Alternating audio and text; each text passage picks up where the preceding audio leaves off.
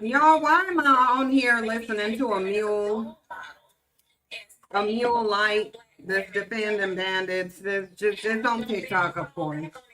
I know y'all can't hear it. It's fine. I know y'all can't hear it. It's a crisp 37 degrees in Woodstock. Yeah, that's crazy.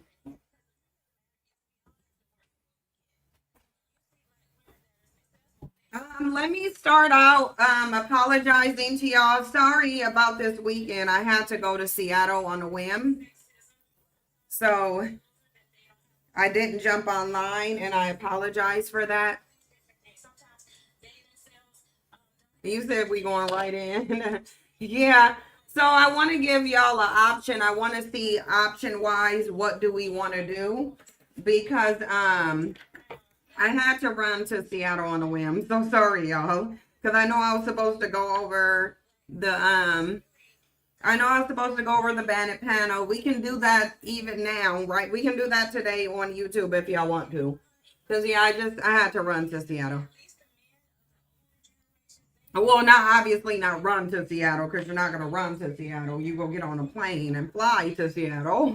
But I had to go there and do something. I'm about to have to go again, too. I'm about to have to go again, too. And then another time I have to go in May. So, you're glad you're in San Diego? I bet you are. Especially with these winter storms all over the place. Sorry, I'm eating sun chips. I haven't even eaten yet. I came back to a flat tire on my car and had to go get the tire replaced this morning. So, yeah, like a rough little morning. So, just so y'all know. Came back yesterday, tire flat. Got to get it done this morning.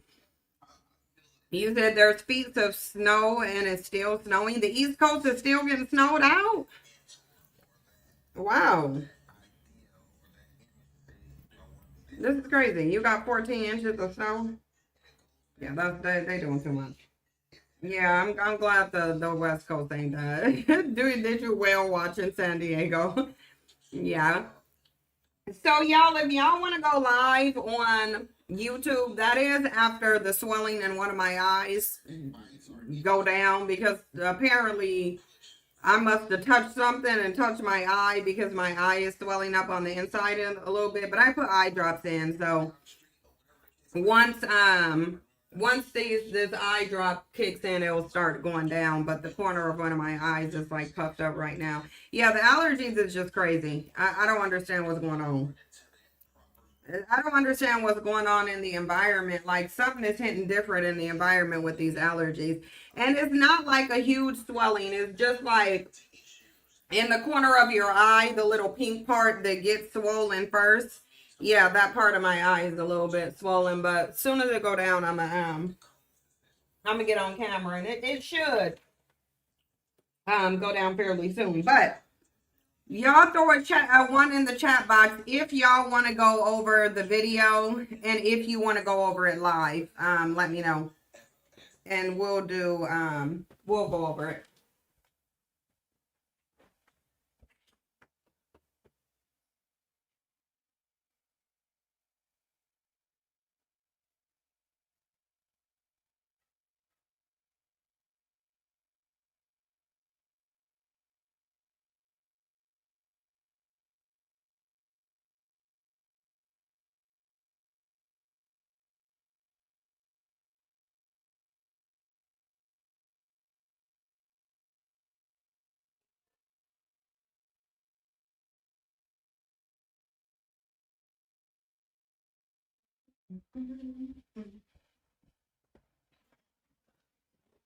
Yeah, the whole panel for the Black Men Trust Black Women.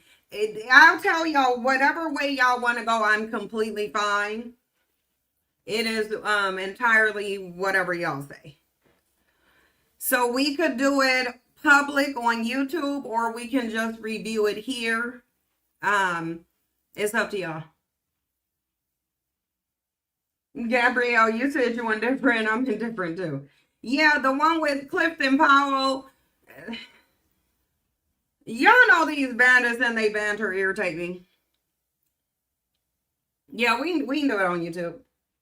We can absolutely do it on YouTube. Well, y'all put one for YouTube, two for Patreon, so I can really see what we doing. One for YouTube, two for Patreon.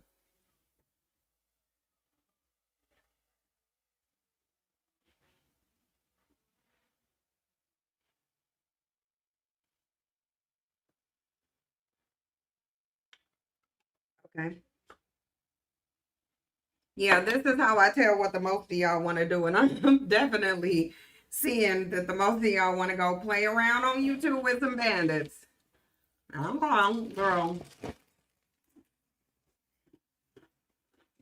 All right. I guess we done with the YouTube bandits too. 70 and still and bandits are still telling the same excuses, same lies. I guess I'm about to title it so now welfare forced y'all out of the home rather than just a regular removal. Welfare forced them out of the home and they don't know how to love until they're 70. So I'm going to title it The Bandit Excuse Panels. Yeah, let me go over here.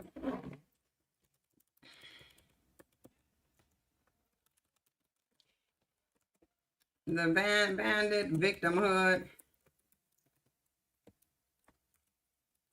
Panel. Because that's really what it is. It really is the Bandit Victimhood Panel. Because that's what that Clifton Powell bandit, like, how are you that much of an old bandit? There is no justification for you saying you just found out how to love. There's no excuses. There's no justifiable reasoning for that. I don't believe it. So to me, this was a bandit, I am a victim declaration, is what it really was. Oh yeah, I'm supposed to be putting it live on YouTube, so let me go back and make it. Of course, you gotta make it public.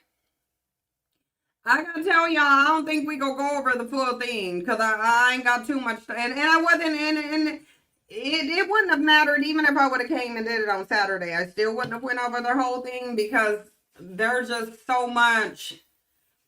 There's only so much of bandit banter I can deal with before I get a headache because largely this is given the same excuses. We can go find that clip from the 1950s where bandits were sitting there talking about they not tolerating it, black women, yada, yada, yada. Actually, we about to find that now. Actually, let me grab that clip now because that clip is very relevant to here. So let me just grab this clip really quickly of these bandits in the 1960s just like doing it. It's the same discussion. It really is. It is the same discussion. If any of y'all have the clip, let me know. I just need to, I'm looking through my computer for it. But just give me a second. Because I'm about to look through here. I know I got this clip on my computer of these bandits just sitting up with their old talking points. And I largely just want to show how long bandits been saying the same damn thing. So that's why I'm sure y'all know exactly what clip I'm looking for.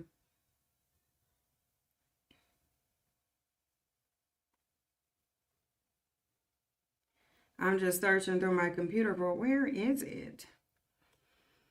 Like, I know this is on my computer. So I'm trying to figure out where it is.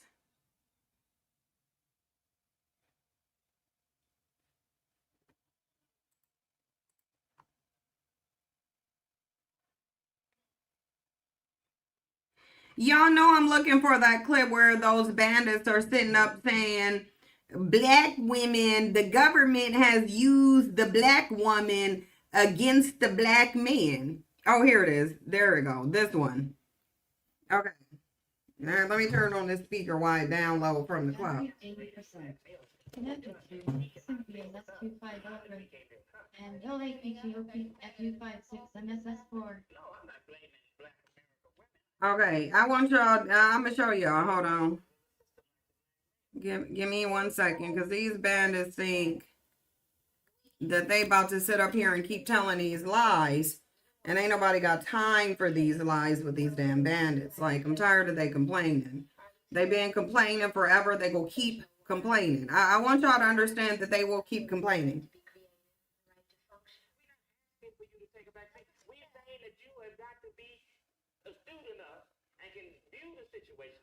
Why are we not connecting?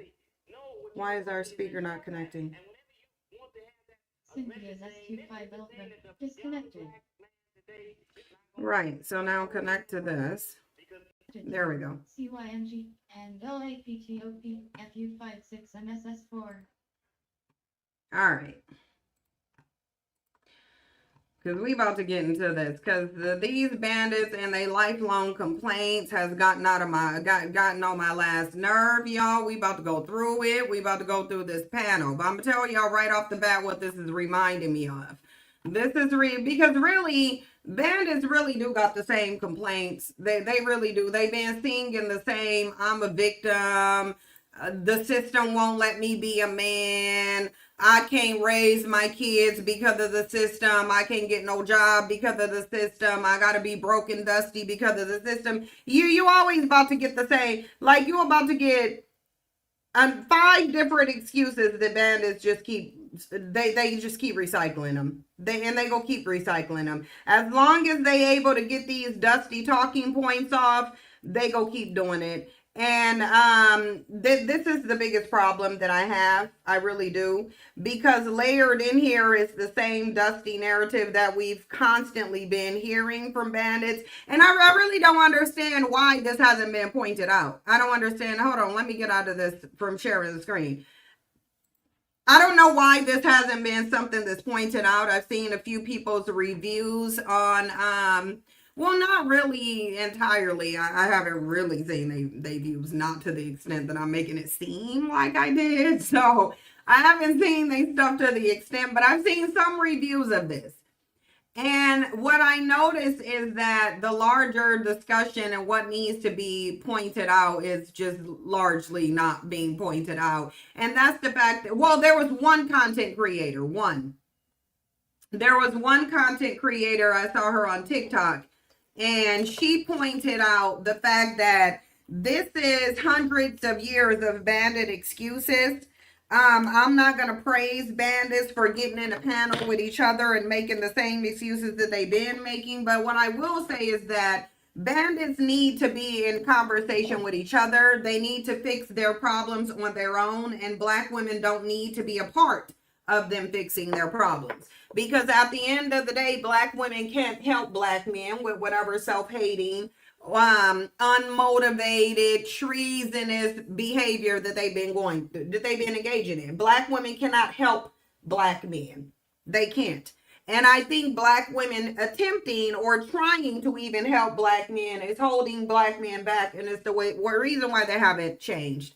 It's the reason why they're behind in every single human metric. It's the reason why they have a consistent record of failure. It's the reason why when they want to tell you of something that they've done, they got to reach back 100 years or to the pyramids being built. Mind you, they can't even build up no hood. So I don't see how you're not a listen. And this is where they go get dragged at. I hate it. I hate it when I get forced to drag bandits. I hate it when I get forced to. You just gonna look like a crazy audio damn mind bandit for you to sit up here and try to lay claim to some pyramids that the ancient Egyptians built, and you can't even build up a hood. You got the block looking raggedy, but you built some extremely complex pyramids. I'm gonna go out on a limb here and say it's easier to clean up the hood than it will be to build a pyramid. We know it will be way easier to fix the hood than it is to build a pyramid. So if your dumb ass come from the brilliant minds that built the pyramids, then building up the hood should be a cakewalk for you. What do you mean they won't let you build up the hood? You built the pyramids, or you descended from those who built the pyramids. This ain't about what nobody's letting you do. This would just be about your excellence if you have it. And see, that's the thing about talents, abilities, intelligence. The thing about those behavior traits is, or those traits, they speak for themselves. So if black men had that building ability, if they had that warrior ability, if it was in them, I don't think you would be able to get it out of them. Y'all want me to know? Do want me to tell y'all how? Because you can't get the leadership behaviors out of black women. You can't get the leadership spirit out of black women. The leadership spirit is strong in black women. It is very strong in black women. The leadership ability is.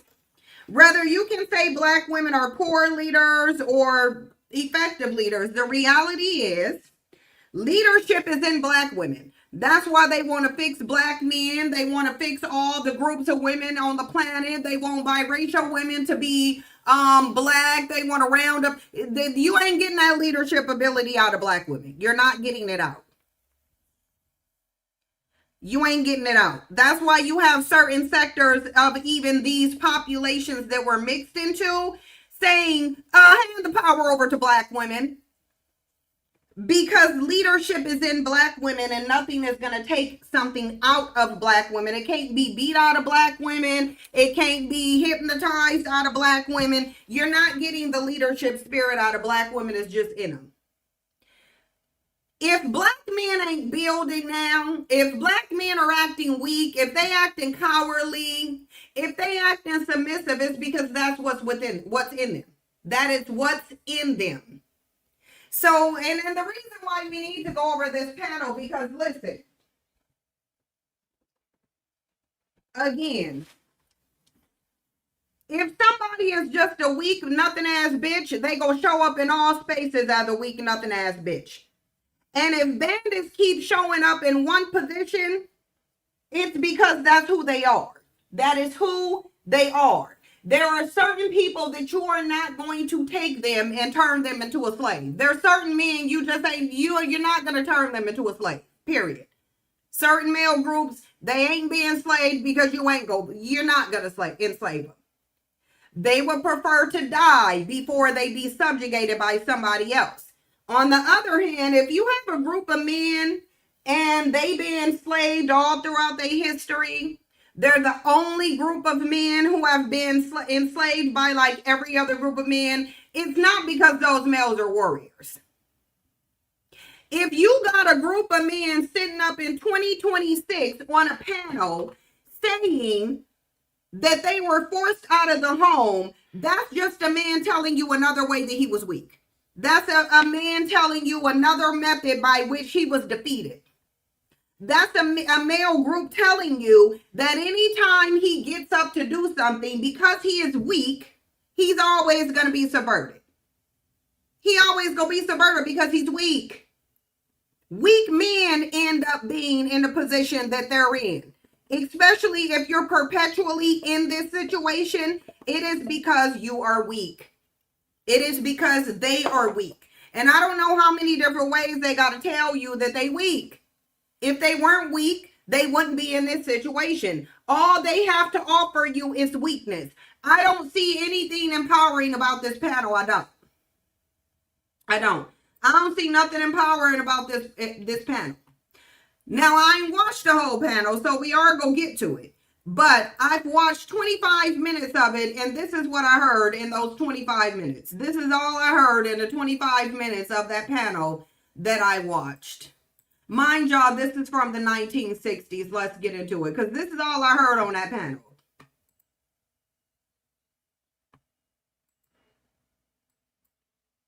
Starts incarcerating the black males continue doing this. She cannot live with us. It's not that we can't live with her. Are you blaming us? Are you saying that it's our fault that this happened? No, I'm not blaming black American women. I just said that I'm blaming the system. They are victims of the system like the black male. Well, why do you say that we are castrating you? You say that you want to be the leaders. Okay. Well, what about the black professional woman?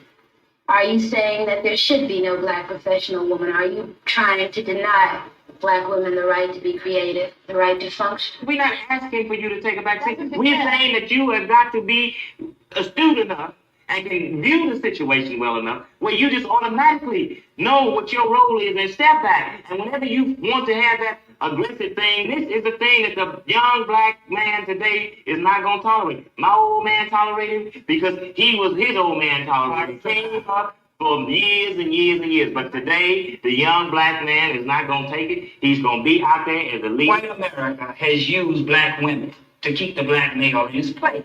And you're still aiding them by saying, well, we are qualified. We want to work. We can help. Okay, how are you going to reprogram men so that they don't let us take over what's supposed to be their responsibility? And men that I have had dealings with, they are perfectly willing to sit back and let us do anything we want to. I don't think you have to reprogram men. I think you have to reprogram women. No, you have to reprogram the man so that he will forcefully take what belongs to him, because you know women, as long as we can get, we're going to get, and it's part of our being. We're going to do anything to you that you let us, whether we want to or not. You don't want to live on the level of income that I can afford you and love me on the basis of that. You want to always be aspiring to have all those things that's a part of the great middle-class white American society. And because I can't deliver these things to you, you say that you are not a man.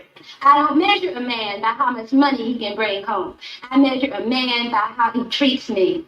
Whether when I'm tired and I'm sick and I'm scared, he's there. Now, y'all, now we gonna get into the 2026 version of these bandits crying, because really that's all that it is. It's the same thing. This was from 1968. What happened in 1968? The man out of the home rule that bandits are going to be complaining about, it always got thrown out. Not because a black man went to the Supreme Court so they can get back in the house with their kids. No, that wasn't important to them. What was important to them was getting into Becky's bedroom. That's what was important to them. They weren't in the Supreme Court trying to get back into the house because they were forced out of their own houses. You would think a group of men who were forced out of their houses would use the Supreme Court to get back into the said houses. They didn't do that, though. They didn't do that. They didn't do that. Instead, they went and fought for access to women of no color. This is a historical fact. Just like you can look up the case law on the stepfather rule.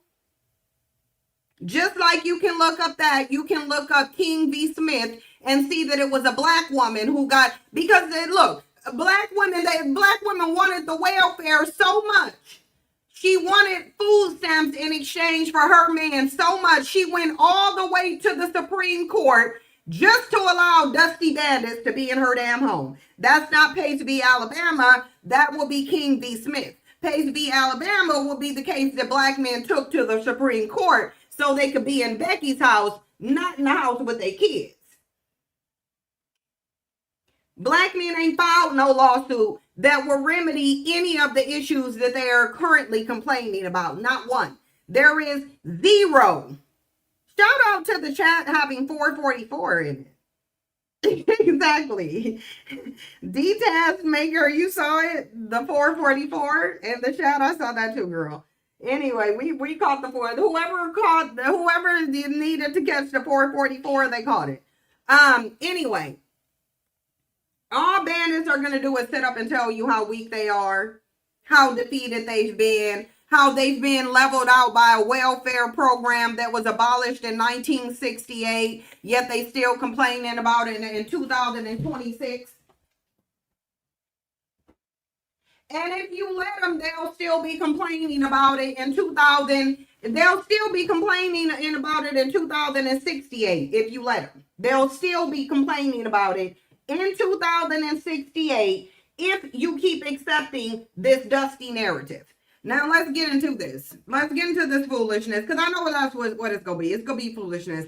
I'm telling y'all, the minute I start getting a headache, that's the minute that I'm done. I'm gonna do it by that. Soon as it start giving me a headache, I'm out. How do we get ourselves as men fixed to be able to love them the way they need to be loved? How do y'all think about safety outside of just I'm the protector? You know what I'm saying? How do we build that? Patriarchy is not good. The system of domination for women is not good. But a lot of us buy into that. A lot of us, these are all things that don't allow women to come and open up to us because we are ready to play football every goddamn time. That's how I'm gonna make my wife feel safe.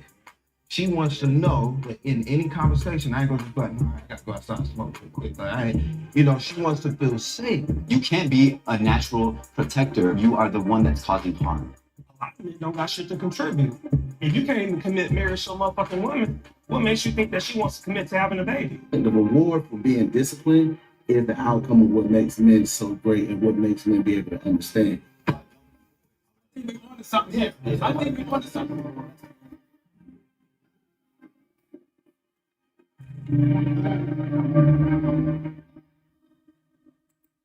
Let me say this again because listen, I do think this needs to happen. I do think this needs to happen. I wish it wasn't the black woman that put it together. I really feel like black men need to do this independently among themselves. But I do think this does need to happen. They do need to sit down amongst themselves. I don't know if they need to do it for YouTube content views, but they definitely need to sit up a round table with themselves and figure out how to deal with their issues. That's what I do. That's what I do know. That's what I do know. Well, I do know they need to sit up and deal with their issues on their own. Black women do not need to be involved in it. But let's get into the excuse making and foolishness that we know is here. Yeah, an hour and 42 minutes, I can already tell y'all. An hour is we probably only getting through this in an hour. We probably only gonna cover an hour of this video before my head start hurting. I already know, because these bandits are already irritating me. They already are. But let's get into it. All right, so we rolling. So this the thing. We done came together. We done been brought together. We got Sister Song. Sister Song is the homies, and they are doing some revolutionary work. I mean, okay, so a black woman did put this together. This is the first thing that's irritating me about this. Why am I pointing this out? Because if this isn't done at the initiative of black men, then how serious are they about it? That's why I'm saying when I see things like this, I would want this to be done independently by black men, not having a black woman put this together. How long are black women gonna have to be black men's brains? How long? How long are we going to treat them like children, like they can't do nothing, all the while calling them leaders and warriors? Black men should be putting this, orchestrating this together on their own. And the fact that they didn't tells you that this is being done because a black woman wants this done. Not because black men got together and said, hey, we need to work on our BS. We need to really get better. No, this was put together by a black woman. But anyway, let's continue. Let's just be real, has been full of some weird shit, some fuck shit. It's been just some strange shit this year, and black people being attacked left and right, our stories, our educational institutions, our safe places, and our power. And that's my thing, I got an organization called Build Power. So I'm really about power, and it's from the legacy of the Black Power movement. And I don't think you can get any closer to power than the person who birthed it. Right. Yes. The black woman, right? Yes. A lot of the time, it's black men that stand in the way of it, right? That get in the way of, what we're supposed to be empowering, which we're supposed to be collaborating with. Hold on, look. I wish he would have sat with that for a minute. I wish he would have sat and not brushed past the fact that it is always a black man who is coming to break up black empowerment. It is. It's always a black man who's standing in the way of somebody being black empowerment. It is. And I really wish they would have stood on that point. I wish they would have talked about that point. I wish they wouldn't have skipped past the point of the fact that where there's a Black Power movement, you can look and see that a Black man was used to break up said movement. A Black man was used to infiltrate said movement and break up, dismantle said Black empowerment movement. So yes, Black men are the ones who are generally always being used. You can use an exception, you can use an outlier, you can use the one or two times you might have saw a Black woman cooning out. History is very clear that this was mostly Black men. History makes it very clear, mind you, documented history makes it very clear that Black men were the main ones being used because they were the easiest to use. They were the easiest, I'll say it again, Black men were used mostly because they are the easiest to use. Black women aren't, it's not as easy to get a Black woman to go against the Black empowerment movement or the Black community. It's not easy to get a Black woman to, and it generally never has been. And I don't care what no dumbass Bandit say, you gonna have to prove it, Bandit. You gonna have to prove it. Because every historical document I'm looking at says that a Black man was used. And that it was very easy. Not only was a Black man used, but it was always easy to get him to do it. Very easy to get him to do it. Just throw him a little trinket, access to some throwback white badge, and you got the Black man hook, line, and sinker. That's all you got to do. Give him a little trinket, give him a little biscuit, tell him he can prey on his own community, and he'll do it. And he'll do it. Just give him a little, you don't even got to give him a butter biscuit. All you got to do is give him a piece of a biscuit. It could be dry and crunchy as hell. He'll take it in exchange for, because quiet as it's kept you in this system because of Black men, and I'm not the one who go sit here and cower away from it. So whoever won't smoke, you know, you can pull up if you really want it. And we can have some civilized smoke-based discussion. But if you want the smoke, you can get it. So when we're thinking about things like, you know, Sister Song is steeped in reproductive justice. And when we talk about reproductive justice, it's the human right to bodily autonomy. Now, here's the thing. You know, I get into all the academic terms and then I get confused. So we're going to get into it for real about what this means to us, what the human right to bodily autonomy, the human right to have. Let's just say this, since we're on the topic of bodily autonomy, because during the time before Roe v. Wade was overturned, you had a bunch of Black women, the mammies, the male worshiping mules saying, oh, I'm glad Roe v. Wade is getting overturned. Then we can save all these little Black babies. In the 5 years since Roe v. Wade, or 4 years since Roe v. Wade's overturned, there has been 0 Black babies saved. There have been some Black women who have died, though. But there has been 0 Black babies saved since the overturning of Roe v. Wade. None of them. None of them. But there are some documented cases of Black women being sent to meet their maker as a result of it. But ain't no Black babies been saved. Ain't none.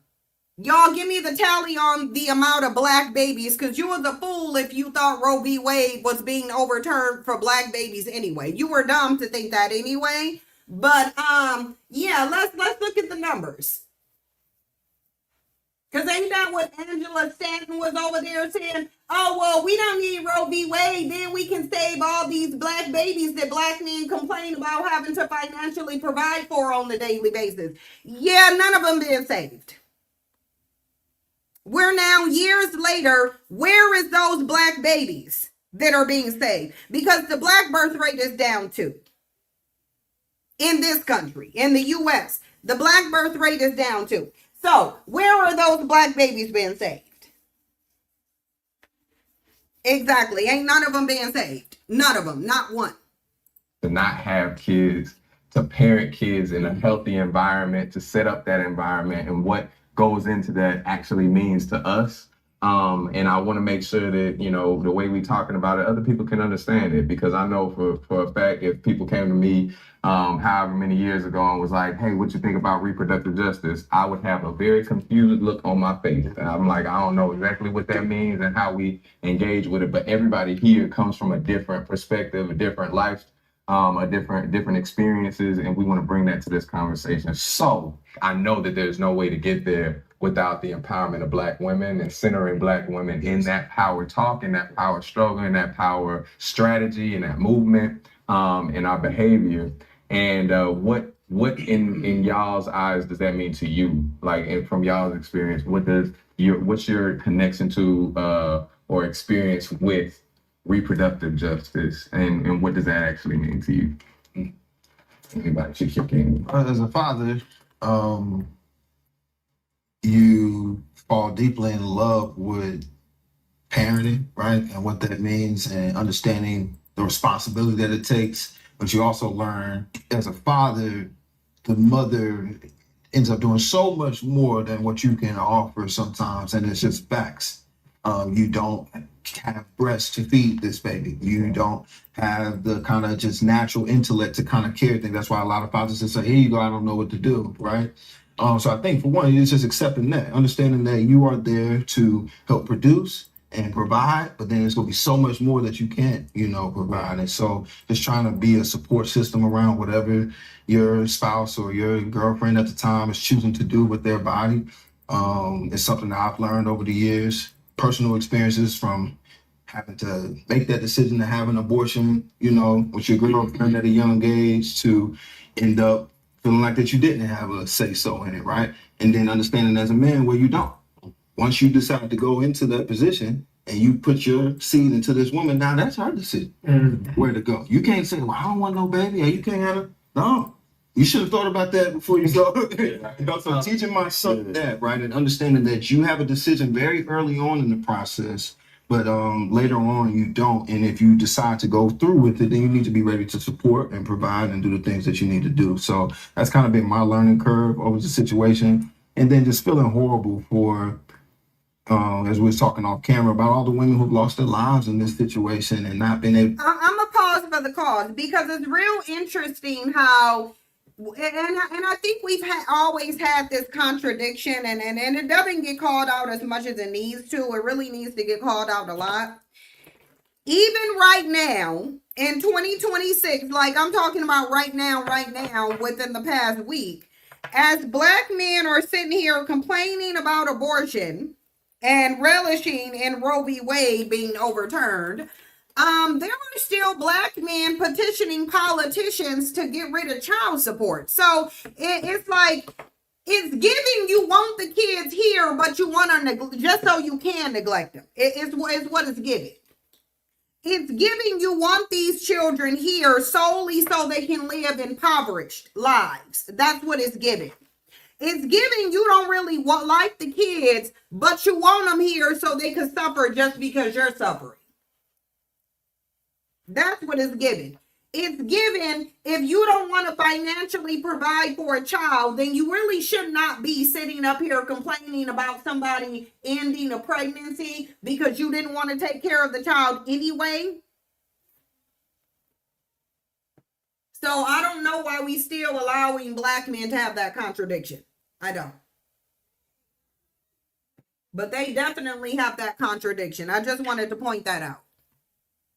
To have the medicine that they need, and not only around reproduction and having babies, but even down to like fibroids, right? My wife struggles with that, and Black women not having the information that they need to figure out how to get rid of the fibroids and all those type of things. So whatever we can do to just kind of lean in and learn and listen, that's what I've been like. Same thing, if somebody would have asked me a couple years ago, I said, I guess my perspective may have been different, but now we're in a time where you really just want to have a different understanding. I teach my son that, and then also my daughter, what decision she has to make before she lays down with somebody, and how it can change your life, right? So it's incumbent upon you to have that information if your desire is to be a father, is to understand the woman's point of view and the things that they go through.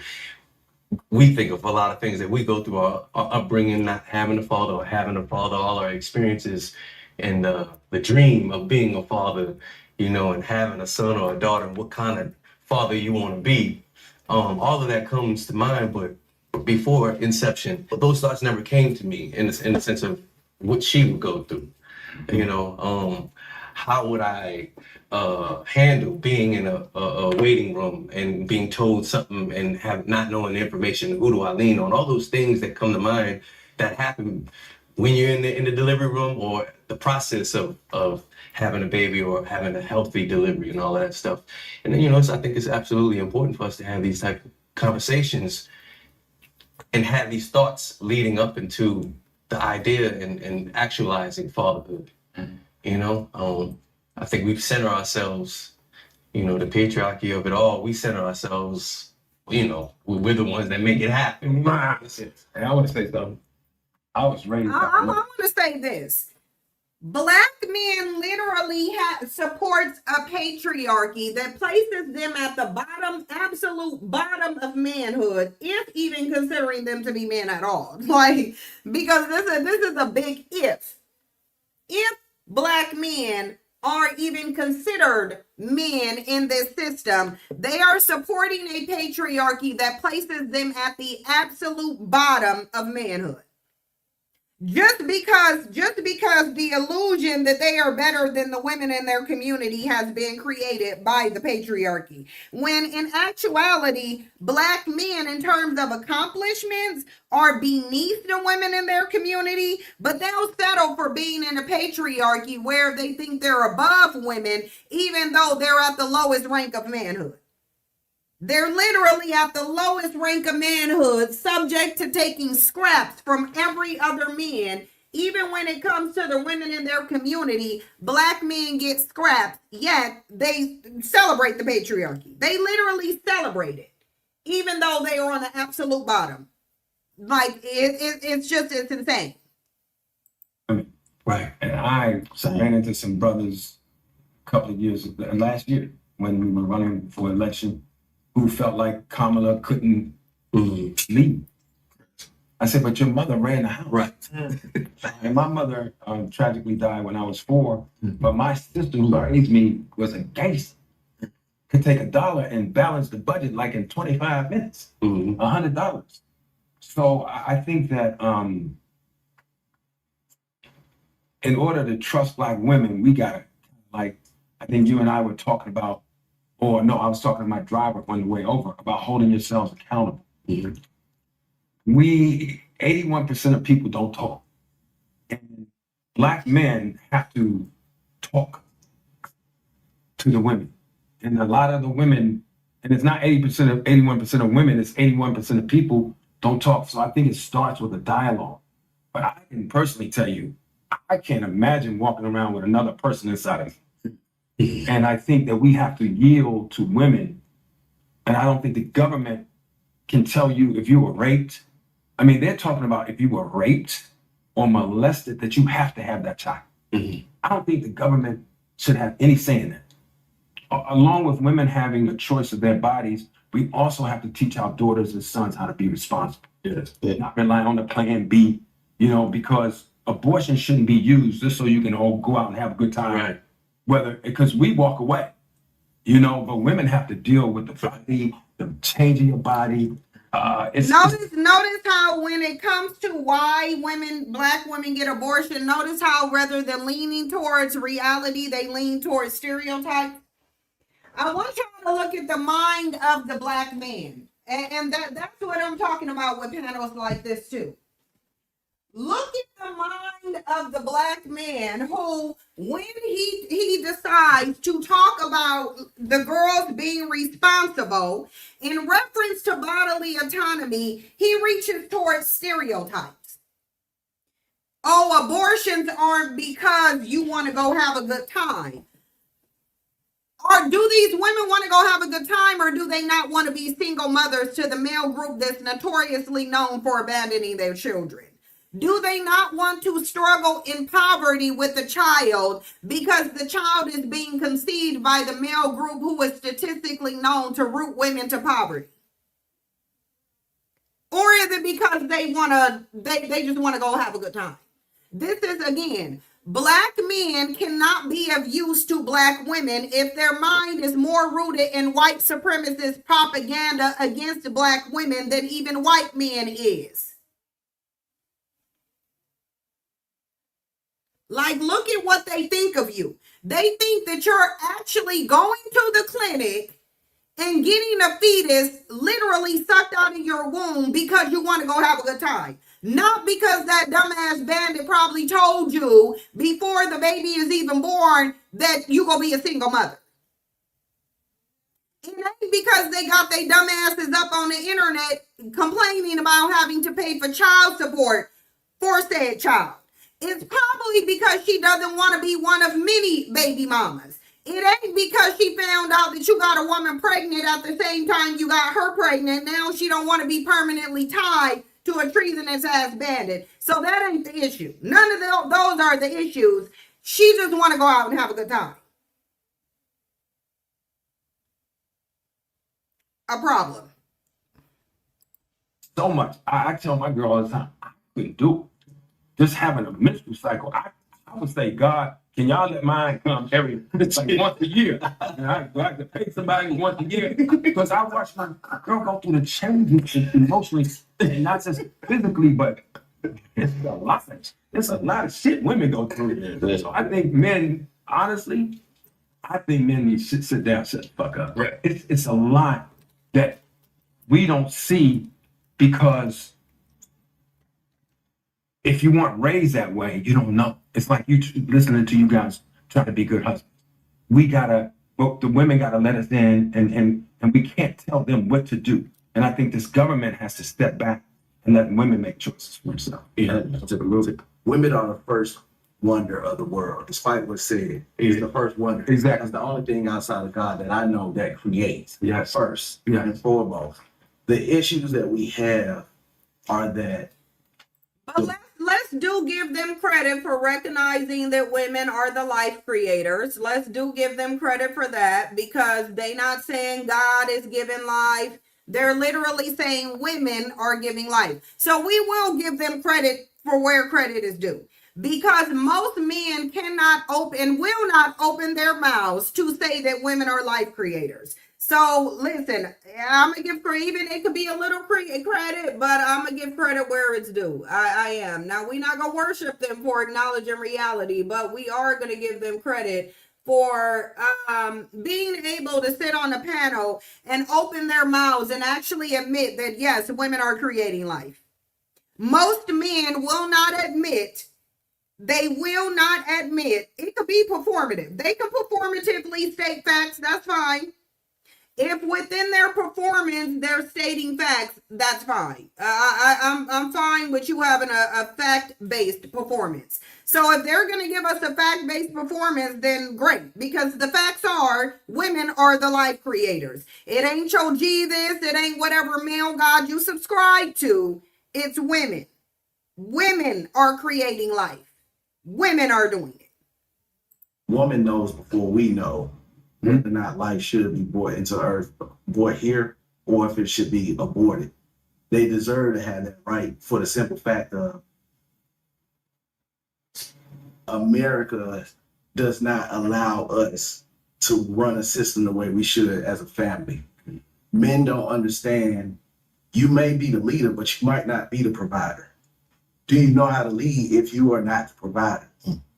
In the midst of trying to figure it out, we coming from a whole bunch of systematic. It's been constructed for us to be the way that we are, to think that we are. That's not how. See, look, they have no autonomy at all. It's being created and constructed for us the way we think and the way we act. This man is basically saying he's a damn puppet, because if somebody is constructing your movements, your thought processes, and what you say, then you indeed are a puppet. You are a puppet. So even in black men's so-called empowerment discussions, it's going to be laced in victimhood.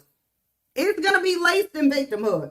Oh, well, everything that we do, it's been constructed for us. The way that we act, it's been designed and constructed. So you're not even moving on your own accord? You're not even moving from your own free will, but you want a woman to submit to you, but you don't even have no free will. You're being puppeted by someone else who has behaviors, preset behaviors constructed for you to engage in, but you want a woman to submit to you. Then talk about that program I mentioned where they took they paid to take black fathers out of the house. And then from there, me and Cliff was talking about that.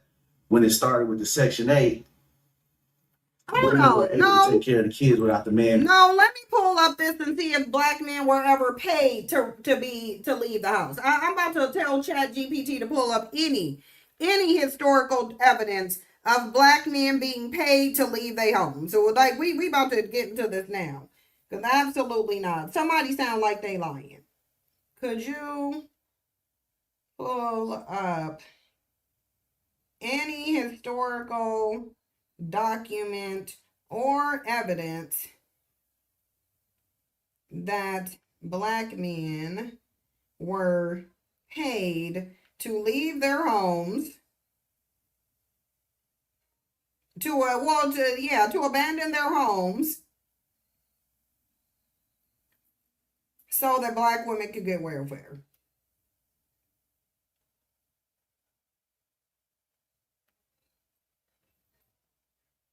I want to see this. I want to see the historical account of black men being paid. Because this lie is evolving. This is an evolving lie. It really is. It went from them taking them out of the home to them forcing them out of the home to them paying for them to leave the home. But either way, Bandits are going to tell you that at the end of the day, he's never responsible for his own behaviors. Instead, I looked for actual historical documents showing black men were paid to abandon their homes so that black women could get welfare, and that specific claim doesn't hold up. What the historical records does show is something uglier and more bureaucratic, what there's strong evidence for. Welfare rules often penalize household if an adult man was present. Many states use the man in the house substitute father rule to deny or cut off aid. So it didn't say you can't be in the house. So now we going over this dumbass lie again, where no one said you could not be in the house. They said if you're in the house, then you, sir, are the provider. Black men should have been okay with this, considering they said they were providers anyway. So if black men are telling you that they were providers, then welfare shouldn't have affected you at all. Welfare would have no effect on the household with the man who's already providing. They're telling you they were already providing, but somehow this stepfather clause was an issue for them. Well, if you were already providing, or if you were there, then she didn't qualify. So now this is the woman who does not qualify for welfare. What is the problem? Because she don't even qualify.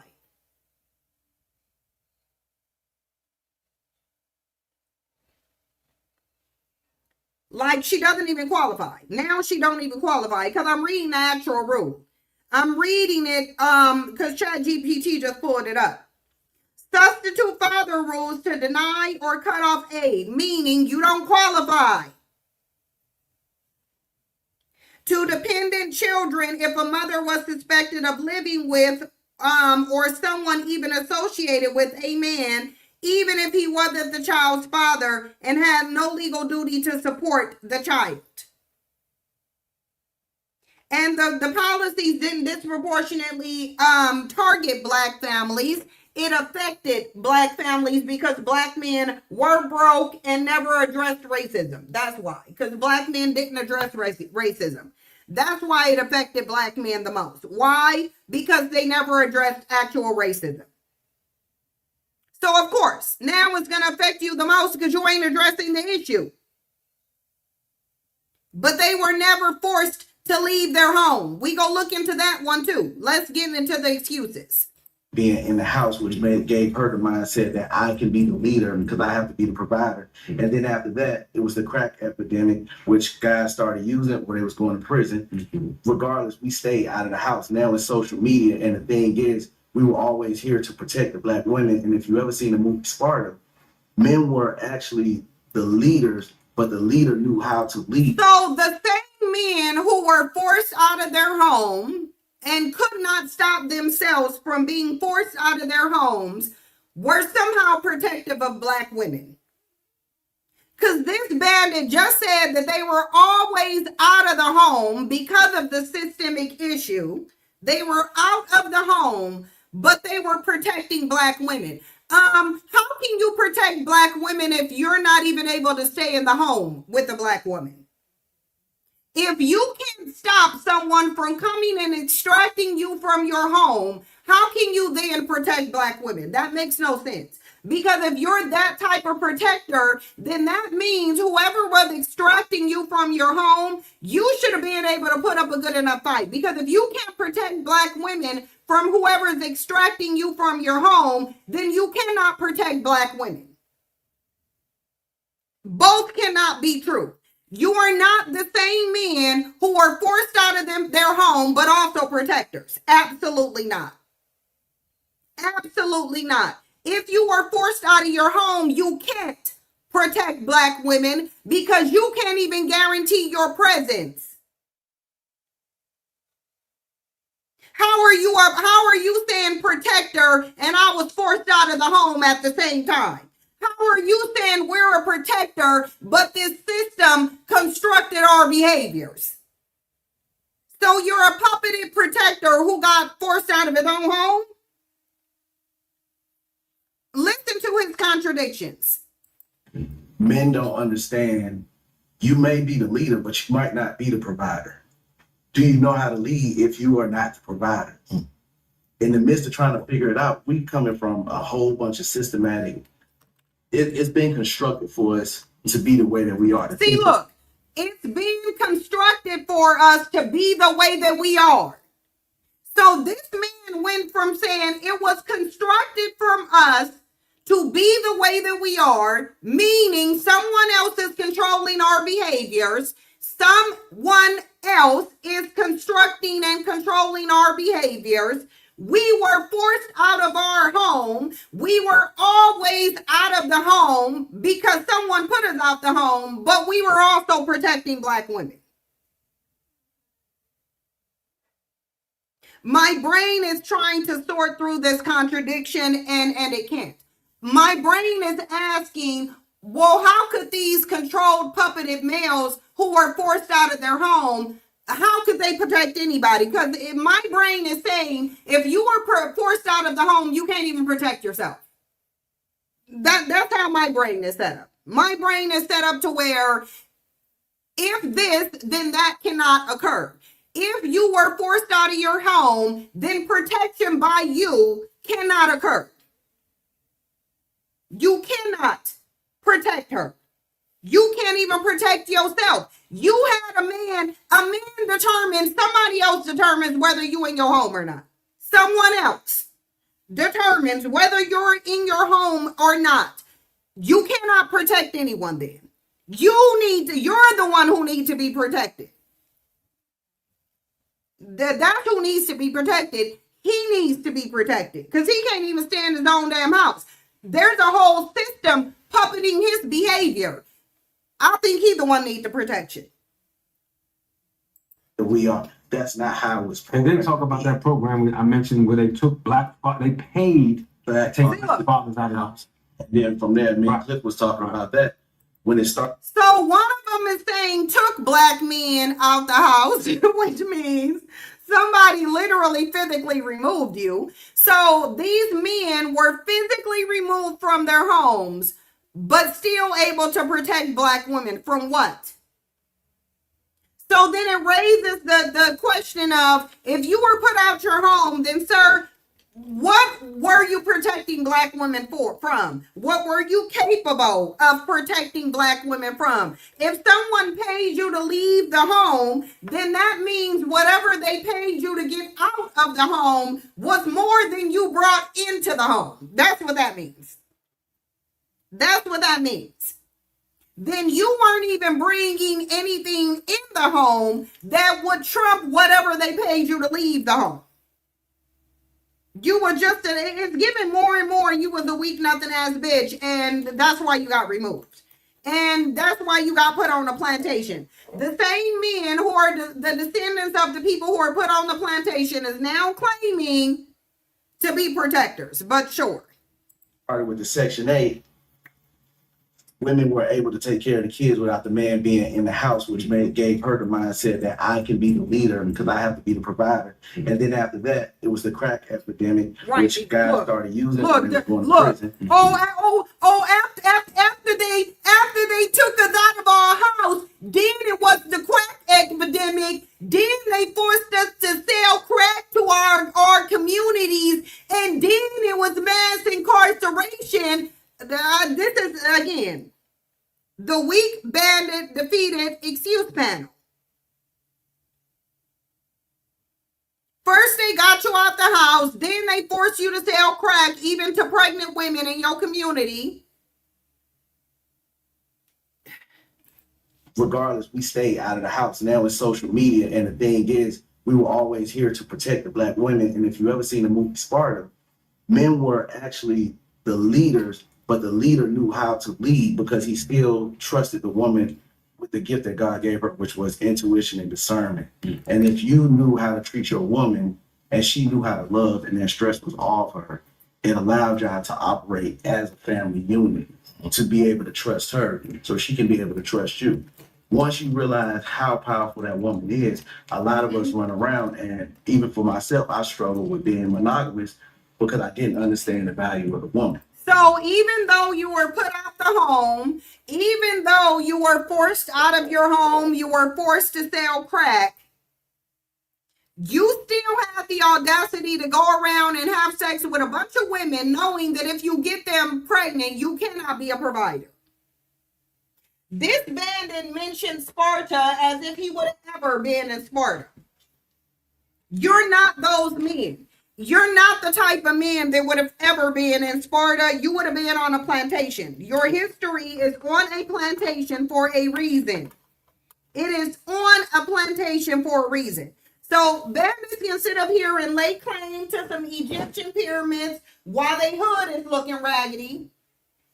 You built the Egyptian pyramids, but failed to build a bank, a hospital, or a school. I'm going to go out on a limb and say it's easier to build those things than the pyramids.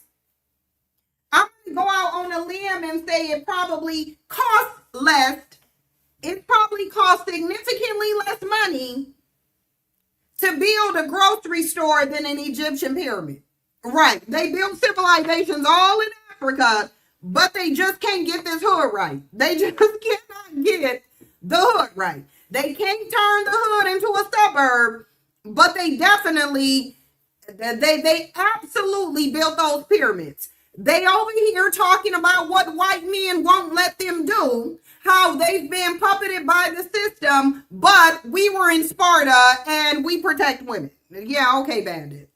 But once you put a woman next to God, would you play with God the same way? And if you knew what you possessed as powerful, I don't think that we would run around with the promiscuous mindset of thinking it's okay, because we wouldn't look at women the way that we are downplaying the thing of how they are. So I'm gonna interject Real quick though. I think that there's something I think that's really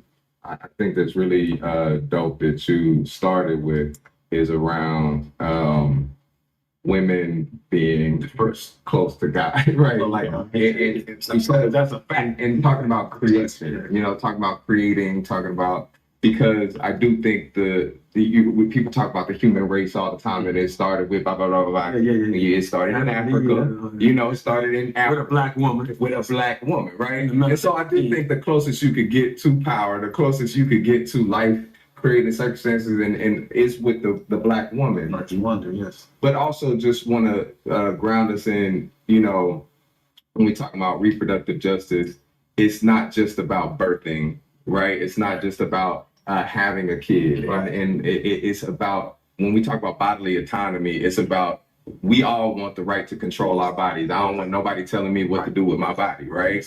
And that is a right that expands even beyond having a kid, right? And fostering that environment to be able to raise folks. And we talked about like the village, right? And that it takes a village to raise a kid. It wasn't like, okay, all these people on the block got a responsibility. It was actually, you understood that kid that every decision that goes into raising that kid, teaching that kid how to move, teaching that kid how to communicate, it forms their future, but it also affects everybody in the village, right? And so everybody had a responsibility to make sure that that person and the people that were raising that kid had what they needed, had the healthiest environment and things, to make sure that everyone is okay, that we all can live the life that we deserve, right? Yes. And so, I do want to also make sure that, I ain't got no kids, just so I can't talk about, the standpoint of a father, but there are fathers at this table. I also got 25 nephews and nieces. I'm over here, you know what I'm saying? I got strategy over here. But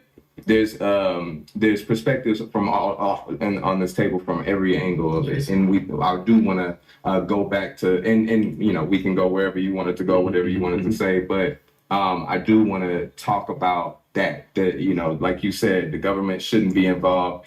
Keeping in mind that this is a government that was steeped in what they call white supremacy. I like to call white delusion, right? You know what I'm saying? It was same thing, right? And that they don't want to believe that they came from a black woman. Yeah, and the definition you came from a black woman. Well, the definition of masculinity, the definition of what we do with our bodies and how we define a government's role in that came from that corrupt standpoint, that corrupt perspective. So I 100% agree that the government should do anything about it. But where did you want to go with that? Well, I think one of the things that I think helps, I believe, with women's right in terms of their sexual reproduction is the relationship that we have with the black man.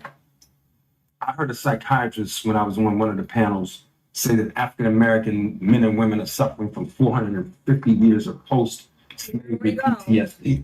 Yes. So one of the things that I love about this thing right here is that the next one I want to see is black men and black women sitting down together and talking about how post-slavery PTSD, but Becky is a preference. Post-slavery PTSD, but I hate the black woman and I need to go pollute my gene pool and create more mixed babies. PTSD, but I'm gonna celebrate whiteness above everything black. Really. Again, there's always an excuse with these bandits. There's always an excuse with these bandits. Like the bandit who went up on Shannon's live stream today, talking about, women give false allegations, but they also won't stop dating white women. Really. So we gonna sit over here and try to use something as an excuse that we really don't care about, and we know we don't care about it. Black men can sit up here and talk as negatively about patriarchy as they want to. Have black men been resisting patriarchy or referring to it? Black men have tried to fall into patriarchy, even though they don't even qualify as a patriarch beyond being male. That's the only way they even, they don't even qualify in any way. But black men have clung to patriarchy. We know they have. We learn to exist in peace. And I say that because I'm saying this, and a lot of times I have to catch myself. It's emotional. I grew up with a lot of violence around. My father, when he drank, I seen him knock women. My father fight baby. He was just off. He was mentally off from the oppression of this mentally off culture too. That broke him. And, so we were born, a lot of us were born into that, our fathers, and we're trying to break those cycles. So somehow that ties into me to women's reproductive choices in terms of having a baby with a guy that's comes from a broken family. Now the baby coming in with a broken family and bam, and the mother's asking the father for support. Like, yo, I ain't asked you to have that motherfucking baby. That ain't shit. I don't even know if that's that motherfucker. I mean, there's so many levels to this that make women. So if you know that bandits are sitting there saying it ain't they baby and they ain't gonna take care of it, refusing to take care of their actual kids, You recognize that, sir. So why, if we fast forward, are you going to be saying women are getting abortions because they want to hang out? So you already know these bandits don't even want to claim their kid, let alone take care of them. But you're going to sit here and try to give us the impression that a woman is getting an abortion, not because there's a dust bag who don't want to take care of his responsibility, but because she want to go party. Again, their mindset is rooted into white supremacist stereotypes about Black women. They refer to white supremacist talking points when it applies to Black women. Or not want to talk, or be the victim of one guy shot his baby mama and the kids the other day. It's so I think we got to attack that from not just right now in this racist culture that we're seeing with this administration, but also from a generational standpoint. For sure. I don't have the historical information, man. That's why I'm a listener, man. I'm a great listener. But when I hear, from your generation, your perspective, and your perspective, and everybody's perspective in the sense that as we get into it, I feel like we let women down in that regard. We didn't stand on business. And what you mean by that? I just feel like we let depression wear us down. Fathers let depression wear them down, beat them down, take them out of the house, and they forced them out of the house. Forced them. No, they had a program. They didn't leave the house. I feel that. I understand that. I can't. But ain't nobody gonna make me leave my woman. I get that. I get it. But ain't nobody gonna make me leave my family.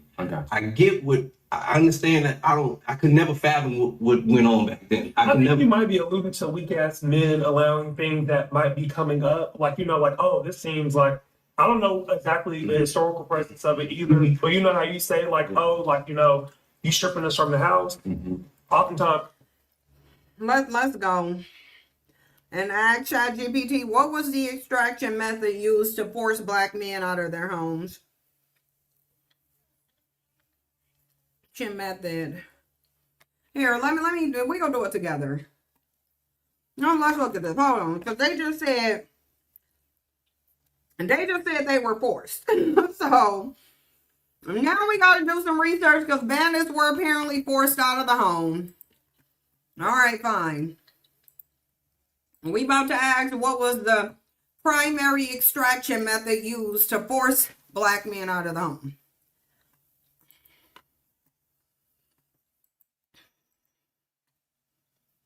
Because they weren't taking all they home, they forced. So,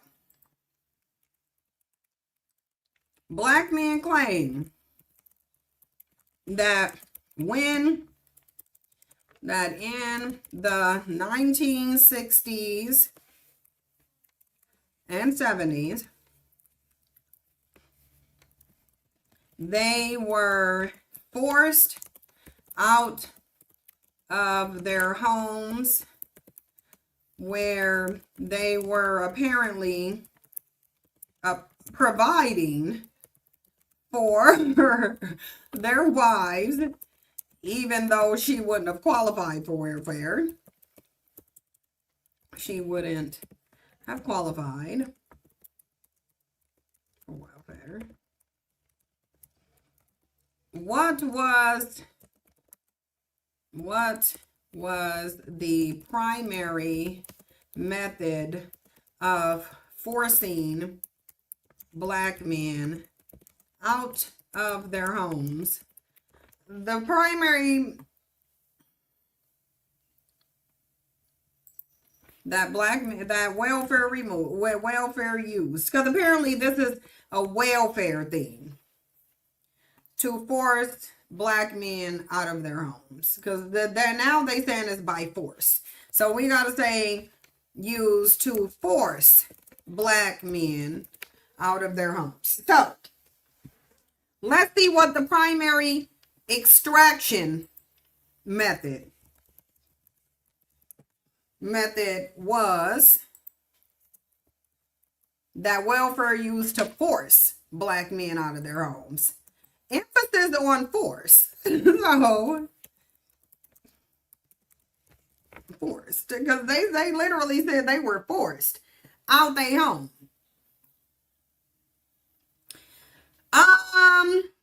Let's deal with this directly. The claim that black men in the 1960s and 70s were forced out of their homes by welfare policy is a popular talking point, but the historical record does not support a coordinated government program that physically removed married black men from their homes.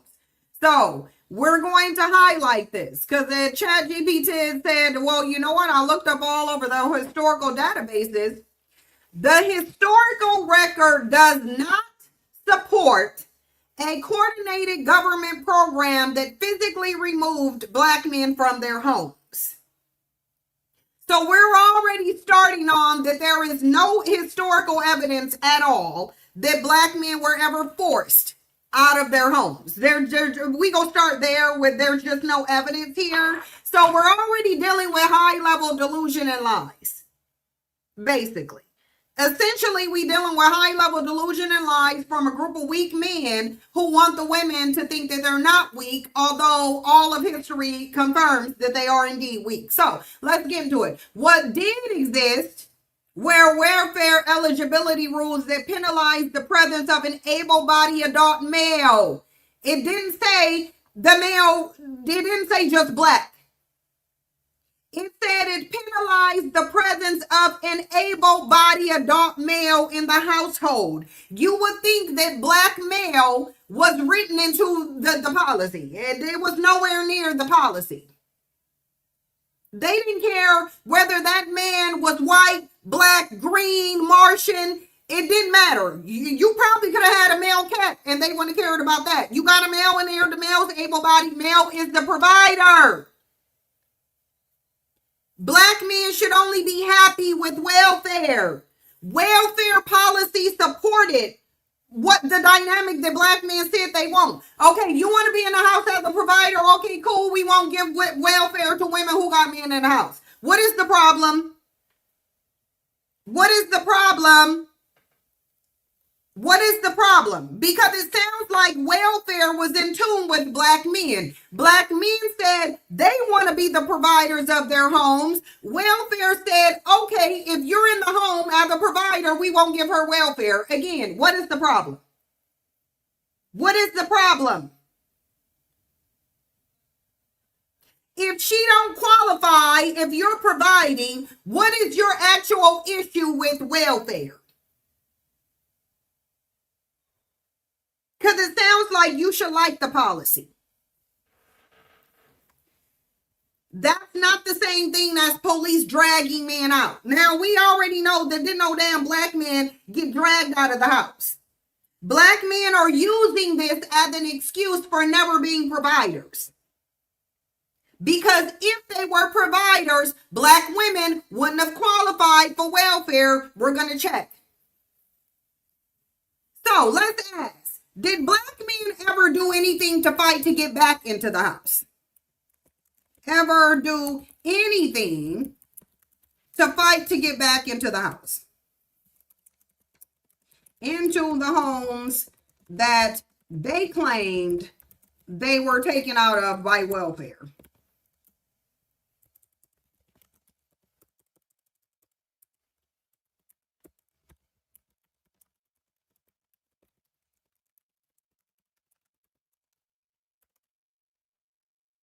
Probably not.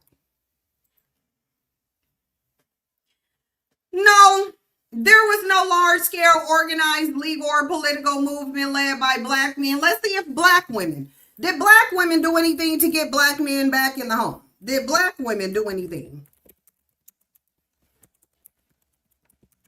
to get black men back into the homes that they claimed welfare removed them from? We gonna ask the same question. No, black men did nothing. That absence matter, let's break it down cleanly. Legal challenges to welfare rules. The major court challenges to welfare eligibility rules were typically brought by poor mothers. Well, black men are men, so they can't be poor mothers. legal aid organizers, civil rights attorneys. Oh, King v. Smith. We didn't even have to ask it. It just brought it up because it's there. Why did it bring up King v. Smith? Because someone fought to get black men back in the home, but it was not black men. So black men are claiming that they wanted to be in the home as providers, but they did nothing to be that. They did nothing they wanted to be in their homes. 2026, they still complaining that they didn't. Mind you, we almost halfway through 2026, by the way. Black men are still complaining the welfare removed them, but there's no history of them ever doing anything to get back in the home. King v. Smith is a black woman. King v. Smith is a black woman. Challenge Alabama's substitute father rule. The plaintiff was a woman receiving benefits, not a husband claiming forced removal. The legal framing was the state cannot deny benefits based on a man's sexual access, not restore men to their homes.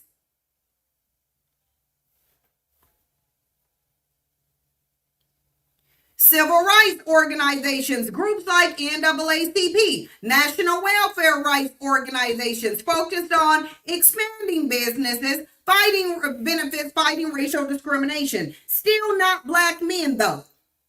Still not black men. 3, public rhetoric versus organized action. There was rhetoric. For example, the Moynihan Report.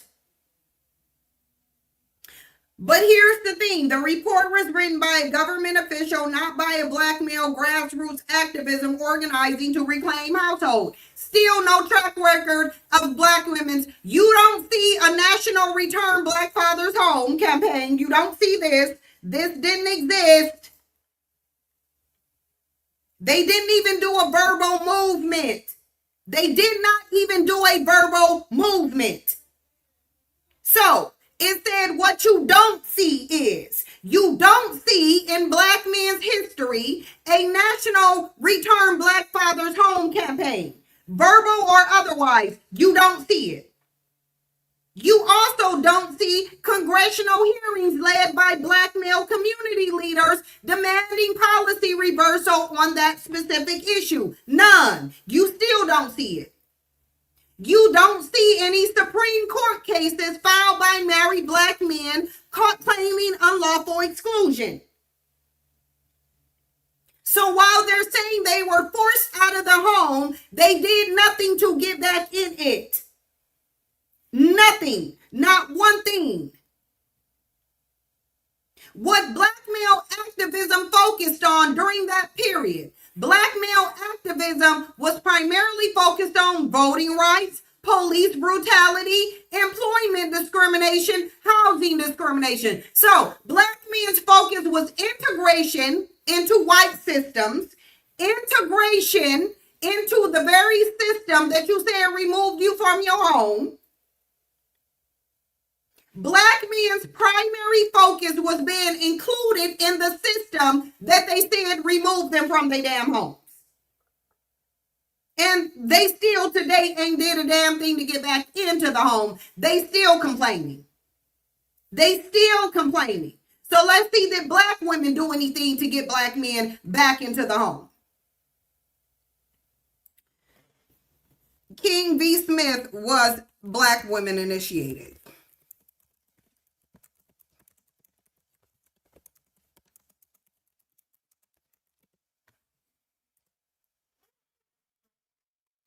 We're not going to leave out the fact that King v. Smith was a black woman.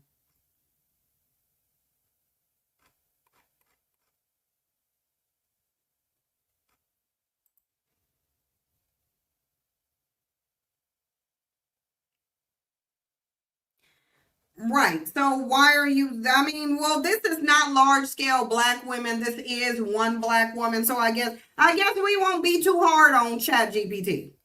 We won't be too hard on ChatGPT because it said there is no large scale black women, and that's right, it was just one black woman. Yes, that's correct. King v. Smith was initiated by a black woman, Sylvia King, an Alabama mother who was receiving AFDC. Let me clarify what that means. What the case was about. Alabama had a substitute father rule. If a man was considered to have regular sexual access to a woman, even if he was not the biological father and did not live there, the state could deny her welfare benefits. Sylvia King challenged that rule when her benefits were cut off. Notice how it doesn't say Sylvia challenged that rule after the man was extracted from her home. This does not say that Sylvia King challenged the rule after her husband was extracted from the home. It wasn't her husband, one.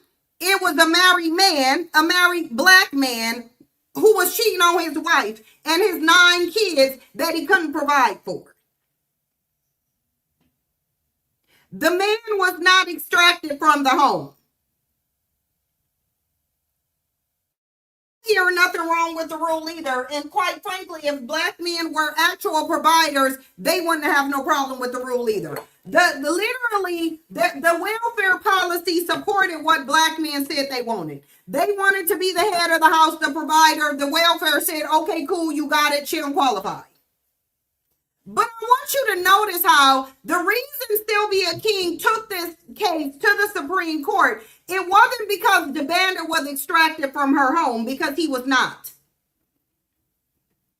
The married man that she was with was not extracted from her home. They did not tell her, go get rid of this man. What they did is they sent her a letter and said, you no longer qualified. We're removing you off benefits because you got this man here. He can be the provider.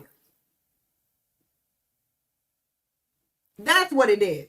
There is no talk of anybody extracting anyone from the home. If you want to provide, she doesn't qualify. It's that simple. The court held that Alabama's rule violated federal welfare law. States could not deny based on the presence of a man, unless he was the father. In plain terms, the court said states couldn't punish poor women for having a relationship.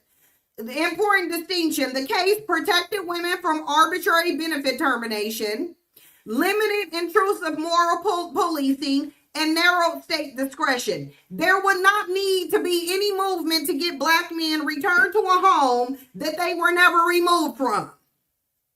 The bandit that Sylvia King was having sex with, he was not removed from her home. Welfare got cut off. They said, okay, well, since you got that bandit up in here busting and wide open, surely he can provide for your kids, although he ain't even providing for his own damn kids. Because he wasn't. The man that she was laid up to, there's a backstory with that bandit. A bandit cheating on his wife, because again, y'all want to see here, oh, we had the highest marriage rates, and your bandit was cheating on you. And that bandit was cheating on you. Just like whoever was married, whoever Sylvia King was having sex with, yeah, he was cheating on her he was cheating on his wife with her. A black woman's husband was another woman's boyfriend, and because a black woman's husband was another woman's boyfriend, she no longer qualified for welfare. She didn't like it, so she took it to the Supreme Court, and she won. Yep, he had some side families too. Yep, he sure did. They sure were. They were leaving the home and going and making side kids with other women. That bandit over there just told y'all he was out having sex with a bunch of other women, despite not being able to provide for them. But let's get back to their lies where they say, oh, did they force it out the home? Nah, bruh. They just cut her welfare off. They said she can't get the food stamps that they was going to give her because your raggedy, dusty ass should be providing. You weren't, though. No one took them out the home. I'm a man who dates men. A lot of men are strong. So the way that you say you're not going to take nobody from my family, you're not going to strip me from my family, a lot of people don't walk with that. A lot of people don't have that. So I mean, like it is systematic, but I mean at the same time, I mean, you part of like the few men who is not going to live their life like that. I mean, I get the system that So you live in a place yeah, that is just geared to tell you you ain't shit, you ain't shit, you ain't shit, And it beats you down. you ain't shit, you ain't shit, yeah. and it beats your other counterpart down. So y'all come home to Madness. weakness. Yeah. Nobody want to heal anybody, right? It's a lot of. But why would this be an issue when you literally said you're the protector? So this would be a non-issue if you're saying you're the protector. The contradictions are still coming. How are you a protector but you beat down by the system? Both can't be true. A lot that goes into it. Yeah. I think it's a lot of different influences that happen, whether it's drugs, right? We know that our community struggled with that for a long time. But let's talk about them. Let's go back. No. Let's go back and talk about the CIA. Putting drugs in the That's what I'm gonna say. We're in a country where drugs is probably the most highest profit of things that you want, right? But just speaking on fatherhood and being in the house and not being in the household, I think it's a lot of pressures coming from each side, right? Yeah. I've looked at fathers who weren't in the household and had conversations with them and say, "Man, you've been on drugs since you was 12 years old, brother. Your brain doesn't have the capability of thinking correctly, right? You are afraid that you can't provide for your family, so you would rather leave, right?" So you afraid you can't provide for your family, so you would rather leave. The truth is seeking out. The truth is literally trying to come out, because quiet as it's kept. If I'm gonna ask you another question, if you have a person who's been on drugs since the age of 12, were they ever really in the house? A person who's been, and I don't care who it is, it could be woman, man, it either or. But anybody who has been on drugs since 12 was never solidly rooted in nobody's home to begin with. How are you saying you a drug addict as a teen at 12? You're a drug addict before you become a teenager, but we supposed to believe as an adult you in somebody's house? Absolutely not. Not knowing that you have a woman who's willing to stay down with you and hold you down no matter what, right? So just as a man who, even to this day, get nervous, right? Like, this shit is slowing up. Like, am I better off telling my baby and them, like, are y'all good? No, of course not, right? But you have to be honest about yourself and say, I'm fearful of certain things, and say, and not necessarily a weakness, but necessarily it's like, I'm scared. Right, that I can't provide. And now I'll either let someone else kind of tell me what I need to do, right, rather than following my own intuition and having a relationship with my ancestors in the universe, and that kind of can really guide you, or having that one-on-one with your lady. So there's so many things that can pull people out of the house. Similar to the conversation, it's like, well, if I was enslaved, I wouldn't have done that. It's like, well, you really don't know. So it's like, it's so many different things that go into why people do things, and sometimes, you can name it to. It's like, oh, this person was being a coward, or this person was being, but a lot of it is fear, and a lot of it is because we're the minority, and because the pressure that comes from so many other people that don't look like us, it's a lot of pressure that makes you feel that way. And then you got your Do y'all know what I'm learning about black men? They're easily defeated by anything. This is what I'm learning about black men through this discussion. It is through this panel here that I am learning that anything can defeat black men. Y'all know who they say, no weapon formed against me will prosper. Well, every single weapon formed against black men have prospered. Every single one of them. Every last one of them. Every single one. There are 0 black men who should be willing to even open their mouth to say no weapon formed against it. Yes, sir, it can. The wind can be weaponized against you and it will be successful. Everything that's formed against you has been successful as of yet. like based on their own. Because y'all not gonna listen. Y'all not gonna laugh and act like we lying. Y'all not gonna laugh and act like we lying now. We not.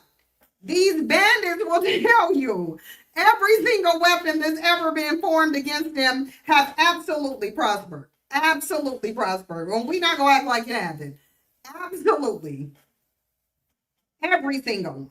Every one. Every single weapon that was formed against black men has absolutely prospered.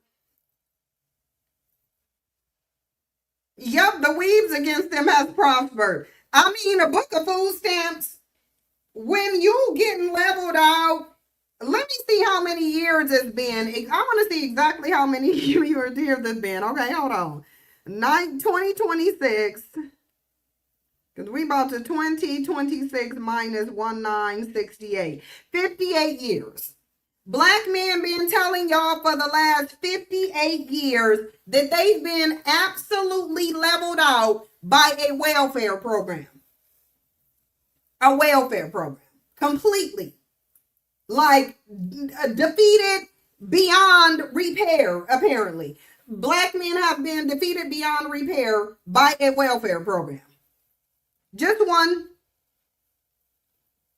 By a welfare program that never actually by a welfare, and mind you, they've been defeated by welfare and nobody ever even touched them.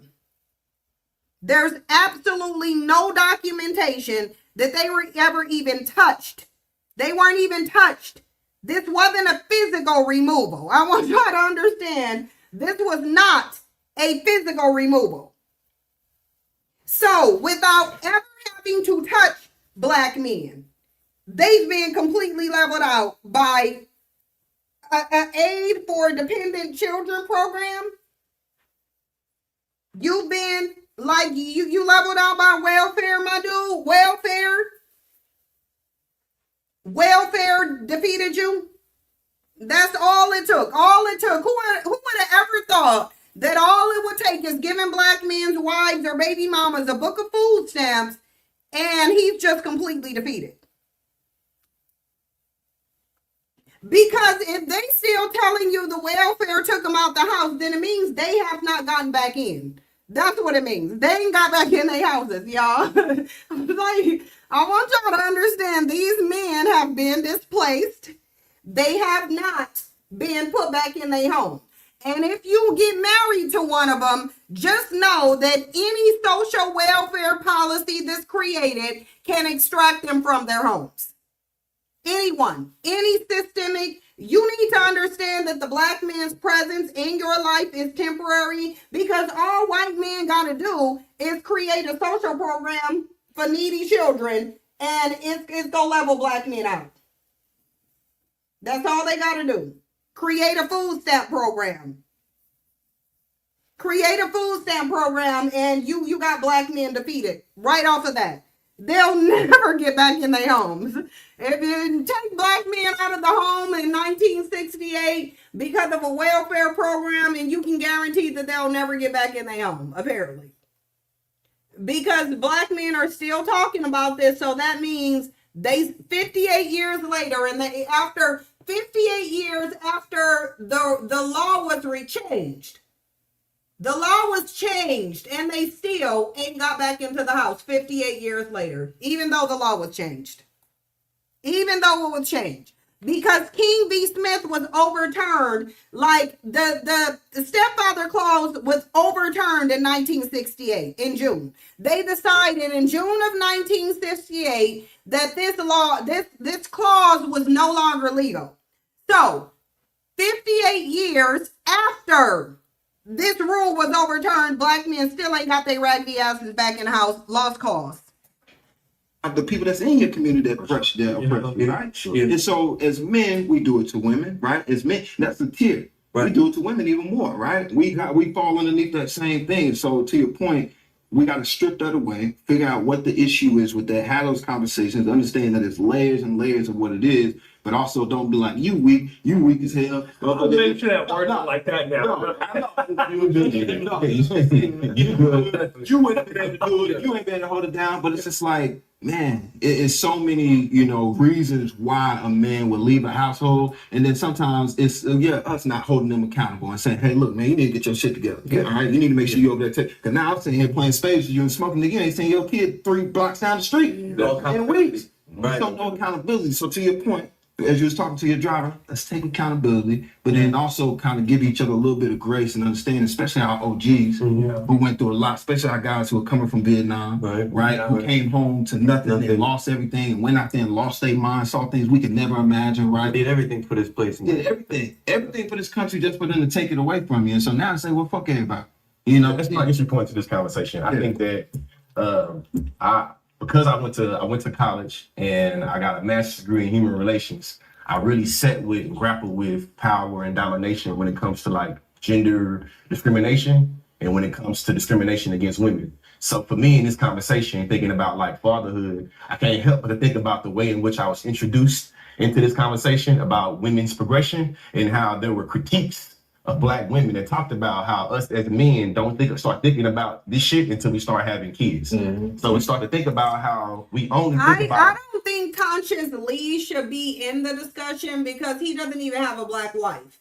Like he's not in the Black community. He's in the interracial community. So I don't think that he should be involved in a discussion that has to do with Black women, and he's with an Asian woman.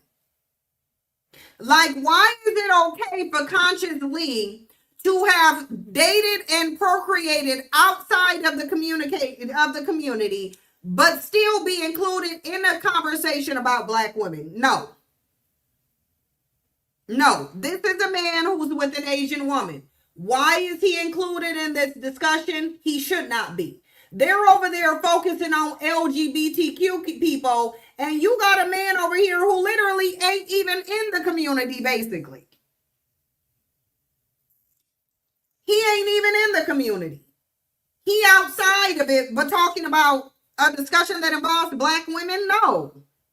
No.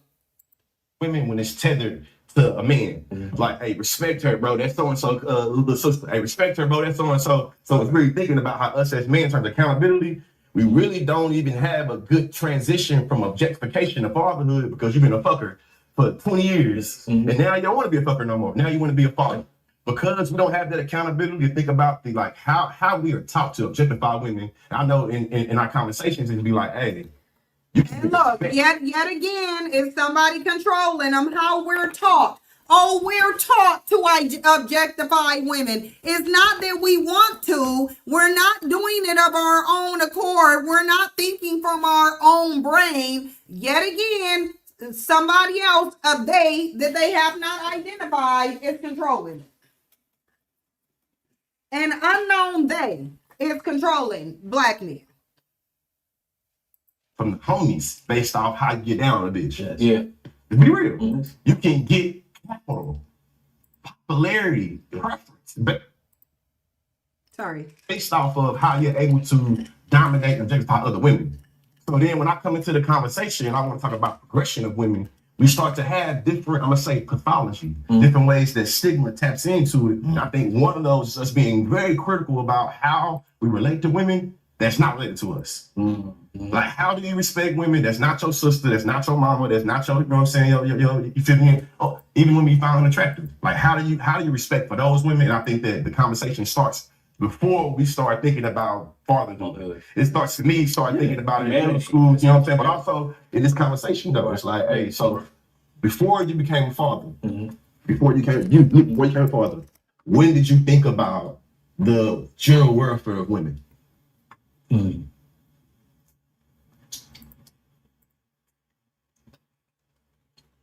Well, I'm adopted, so he did. I think some of that has always been in my mind, just to what will make someone give their child up. You know, since I've always known, since I was 7. And so, what environment was she in? Did she feel protected? Did she feel wanted, cared for, seen? All the things. So early on, I think it's kind of gone to a place of just humanity of it all, just like a person. I want to do what I want to do when I want to do. I want to feel how I feel. That's me. I want the same for everybody. Yes. I want you to live your life. I don't want nobody to take their life. But for the most part, if it makes you happy, go do your thing. That's me. Right. That's who I am. I understand that a lot of people are not like that. A lot of people also don't have my experience. Yeah. That has probably made me this way. For sure. My upbringing, you dig? Single parent household, only my mama. Watching my mama deal with men.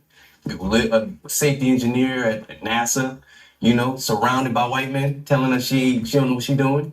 And she telling them, you got to put the gloves on. You know what I mean? My perspective is from that's my earliest. That's right. I want to, because how. Listen, I want to say this, and I am going to say this because Black men demonstrate it. They demonstrate a lack of empathy. Because, again, this is what I'm telling you. When men say they're logical and they're not emotional, what they really mean is that I lack empathy. I don't consider other people. If you are a person if you are a man who never consider what women go through until you yourself had a female child, that means you lack empathy. You lack empathy. Because if you have to experience something yourself, in order for you to understand where a person is coming from or how they're affected by something, then you lack empathy. You lack empathy. And that's the problem that we're having within the male diaspora. We're having a lack of empathy problem where they only consider themselves. But the thing is, that is the design of patriarchy. It is designed to remove empathy from men. Because in order for men to be centered, you literally have to disregard life itself. You have to disregard life itself in order for males to be centered. Because males don't create life, they don't maintain life, they destroy lives. They're literally the main destroyers of life. Meaning, to be a male almost is to be against life in general. So to be in a patriarchy, you have to be, and women have to be against it too. In order to center males, you have to go against life in general. Children's lives, women's life, teenage life, whoever's life. You have to go against it in order to be male identified and in order to uphold patriarchy. You have to. There's no way around it. In this moment, because we have, when we're talking about the government, we have abortion bans in Georgia, my home state, Texas. That's leading to women dying, babies dying, people being less safe. And here we have folks, we've been hearing about folks being hung, lynched. We've been hearing about so many things this year that scare. Well, also blueberry dumplings, this discussion wasn't even put together by Black men. This discussion was put together by a Black woman. That's who arranged this, a Black woman. So that's why the conversation would be circular. That's why the conversation wouldn't lead anywhere. That's why you would hear the same lame talking points and excuses. Because again, this isn't Black men coming together on their own accord to solve problems that they've created. This is a Black woman put them up to this. A Black woman did. Me as to how I got a big ass family, how all them people are gonna survive this time. And I'm thinking about, and I'm not thinking about protect Black women like we've always heard it, like protect Black women, oh, that's my girlfriend, that's my, don't hurt my mama, Right. Don't talk about my mama, you know what I mean? Right. But when we were talking earlier about a village, right, and how a village, everybody has a responsibility for each person and each responsibility in creating that nourishing environment, making sure there's healthy food, clean water, et cetera, et cetera. What are we doing right now to learn what women need, Black women particularly, and play our part in that power building? I have a question for you guys, because this is something I've been trying to explore, and then I got more on the journey of once I got married, which is like therapy, right? And self-discovery, right? Understanding that my wife had her own journey of therapy, being introduced to anger management, right? It's not because you punching holes in the wall, but it's because you just get certain triggers that you don't know how to handle. You don't know how to. So I think for me, I'm going on a journey, and I'm curious if you all are going on this too, or are eager to go on it, because I am learning how to be more enthusiastic about it. Because therapy saying, I don't like talking to somebody, I don't want, so just having that kind of, for me, that's where I'm at, and figuring out that's how I'm gonna make my wife feel safe. Yes. She wants to know that in any conversation, I ain't gonna just be like, I gotta go outside and smoke real quick, but I ain't, she wants to feel safe. And the more we can make them feel safe, And because you naturally, we all want to provide. Most men, you want to be the provider, you want to go out there and do the thing, but you forget about it ain't just monetarily. It ain't Do y'all think, do black men give y'all any indication that they like to provide? I don't see no indication of black men wanting to provide anything. In fact, these are the males who, whether they're rich or poor, they complain about having to provide for. They literally call women gold diggers. So again, this isn't a discussion that's rooted in reality. It's just not. This is not rooted in reality. It's just not. Hanging out with your son and your daughter. It's like, how do I have these conversations and actually know how to have them? Yes. Because sometimes you don't understand that. You don't get taught how to, deal with impulse control and all those type of things. I would be curious to know if then you all have your own therapy journey and trying to figure out how to, obviously keep your spouse safe or anybody in your life that's safe. I know we're particularly talking about the women in our lives. So. He literally said just what I was about to talk. I don't care what said. If you think you are okay, go to therapy. If you don't, I've been in therapy like 4 to 5 years, and it's bigger than, like Luke was saying. I'm going to stay in my house, but just because you stay in your house don't mean you're going to have a healthy environment, because you can stay for 20, 30 years for them kids, but if they saw anger and this, that, and the third, you can't be mad that they go out and do the same thing with what they saw. It is encouraged that if you take it self, you need to take it self. You need to have couples there. We as men, even wanting to be better, we only have the information that we've been given amongst each other, but we don't have different perspectives. It's okay to take perspectives from white people because they don't have the mindset of survival that we have. So when you hear different, you think different, you read different. You're more optimistic to know how to move within your household. It is my children. I don't care that they're only 9, 10, 7, 6. They have problems, and every black man at this table had problems. We had situations we couldn't talk to people about. Get your children in therapy. If you can't afford to do it, healthcare can cover it. Mm-hmm. Get your children in therapy because they need to have a healthy outlet to have somebody. They don't always feel safe talking to mom and daddy, regardless of how well we are. They don't feel safe doing that. I always say be careful about getting your therapy for white people, but But also white therapists. No, I know. Listening to general when they talk about. Watch when you're listening to them. But what I do want to also say is that I think is really important is that our safety doesn't. That our responsibility in Black women's safety isn't on us to protect our partner generally. It's not just us that's going to have that responsibility. For sure. We have to realize that honestly, statistically, the safety from a partner in America is that you're actually less safe from your partner generally. So the safety has to come from how you build an accountability outside of that relationship, outside of that family. What is that village you building, right? Right. And so I'm interested. I'm listening. So like I'm just gathering information. I have a lot. Well, I'm saying both of y'all. Jump in there. How are y'all thinking beyond like I'm gonna protect my partner, because I think that there's a value in that. I think there's a value in I'm gonna protect my partner, ain't nothing gonna happen to my partner. At the end of the day though, when you have such big systems that are targeting you and doing their best to pull y'all apart, doing their best to divide y'all and pit y'all against each other, you can't depend on, and that's something that we're taught. Masculinity is how powerful we can be and how we can protect what we own and what we, you know what I'm saying? That is not what protection is. That's not what safety is. So I'm thinking about, outside of that, how do y'all think about safety outside of just I'm the protector? You know what I'm saying? How do we build that?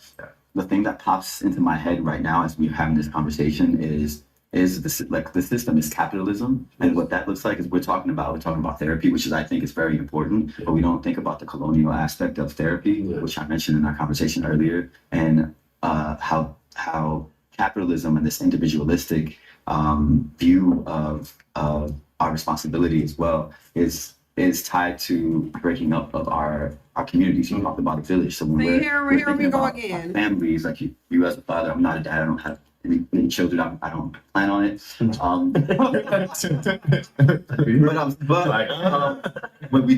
When people think, okay, I have a family and I'm raising my children, it's like mom, dad, kids, and we forget like that is a lot of pressure, and it's not supposed to be that way. Right. I think it's supposed to be a community of people that are helping each other, and we have not created that community. It's just like I'm over here with my family here, I'm over there with my family there, and there's no communication.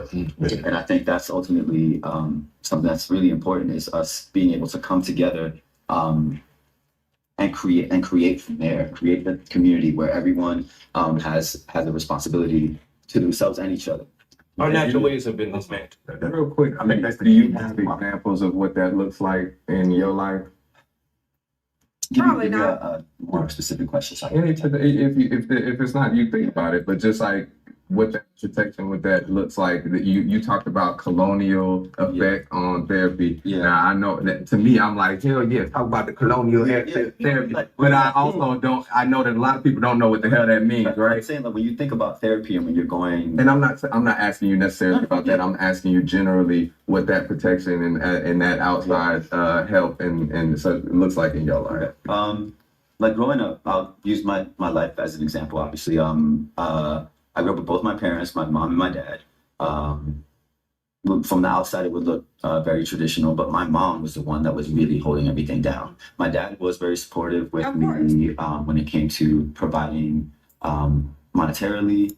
He also was the one that had a more formal education, so he was able to help me when I needed help with schoolwork. But when it came to my care, it was my mom that was there. And then I noticed the way that he behaved, or like his behavior around women, and how he was with my mom, how he was with his sisters and his mother, and how he was with me. So I'm, as a trans person and as being his daughter and his little girl at the time, he treated me with such care, and it was the complete antithesis in the way that he treated my mother and the way that he treated his sister. So it was interesting. Oh, because so that's a woman, basically. My mom like shit. And then be like, no, my sister's like, I'll kill somebody if someone mess with my sister. I'll kill somebody if someone mess with my mother. I'm like, why don't you bring that same energy to So wait, I mean, and so when in my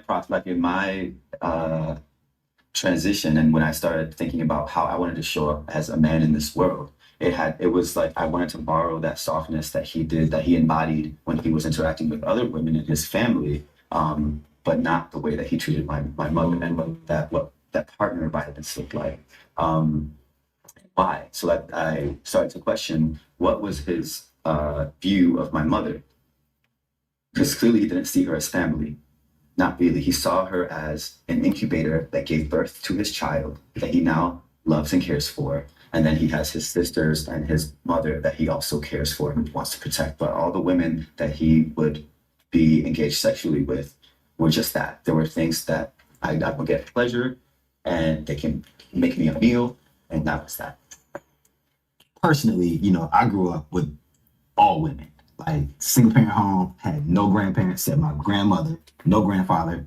Both had passed away before I was born. Notice how all of the men skipped past what he was saying. He was obviously saying the way that these men treat their partners is basically as an incubator and someone, basically a paid sex worker who is going to have their children, basically.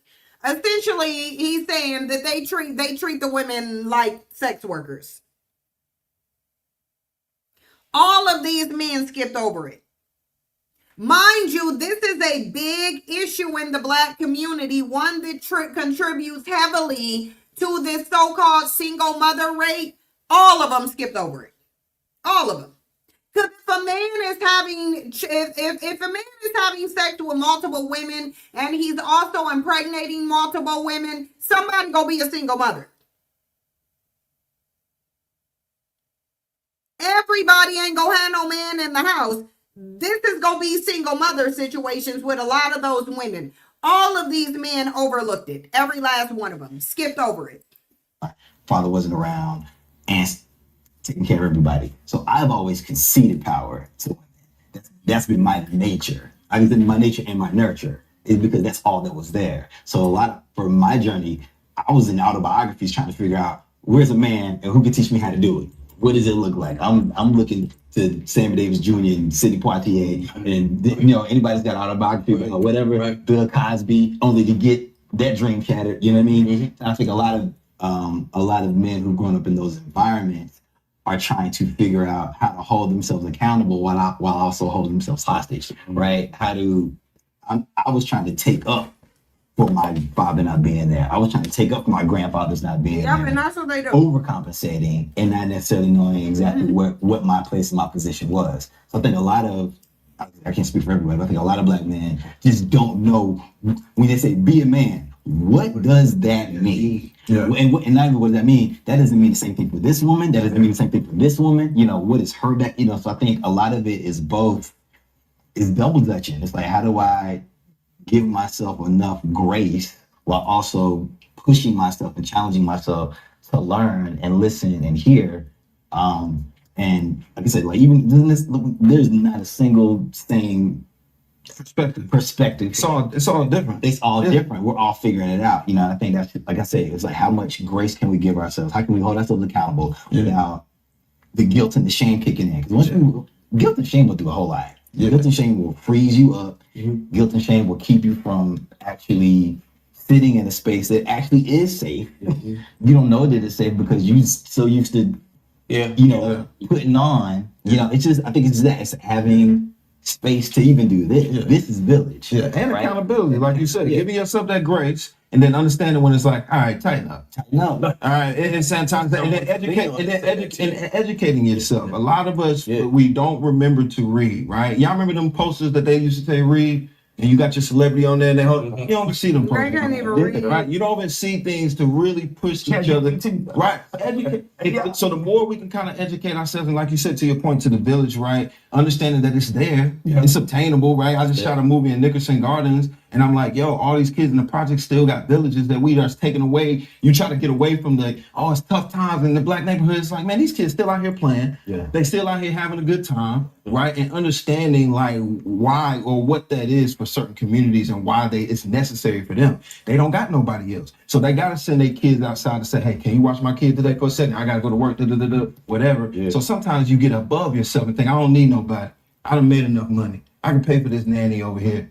Rather than being like, oh, nah, Luke, you want your kid to come hang out with my kid today? And then we go do this, all right, cool, we hang out. Remembering that it's all there and it's obtainable, but sometimes we push it away ourselves too, Something that I really do think about when we're thinking about power, right? Because I think we misunderstand power. We've been taught all types of false definitions and notions of power.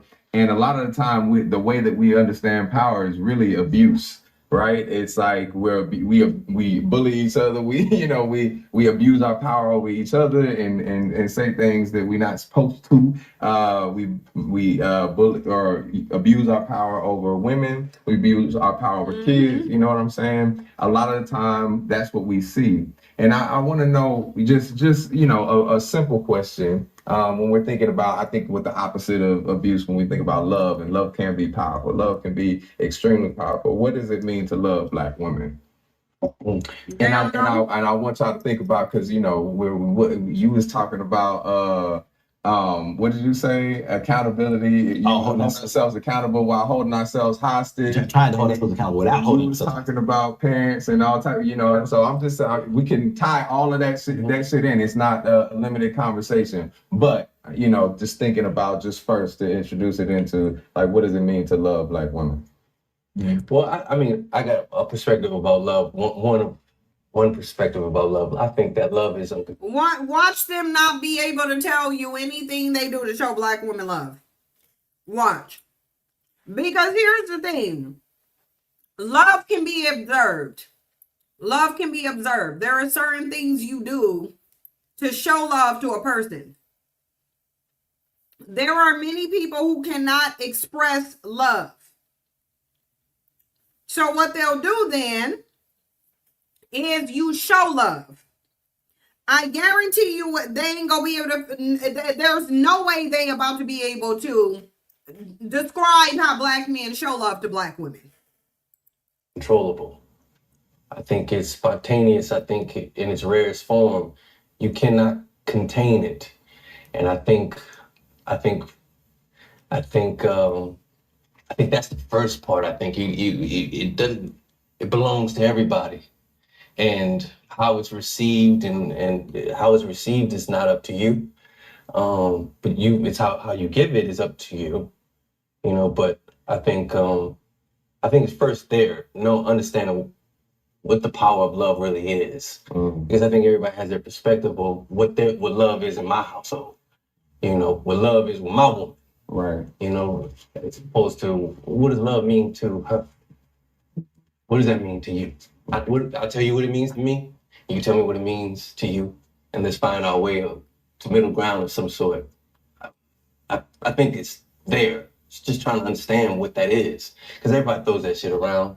It's popular. Right. Makes a lot of money. It's nice. Everybody wants it. Everybody's fighting for a variation of it. Right. It's trying to understand what that is, and I just So, think no. that love is not a thing that we can control. It just is. First, I see this head nod going. I like that. Go ahead. I like it.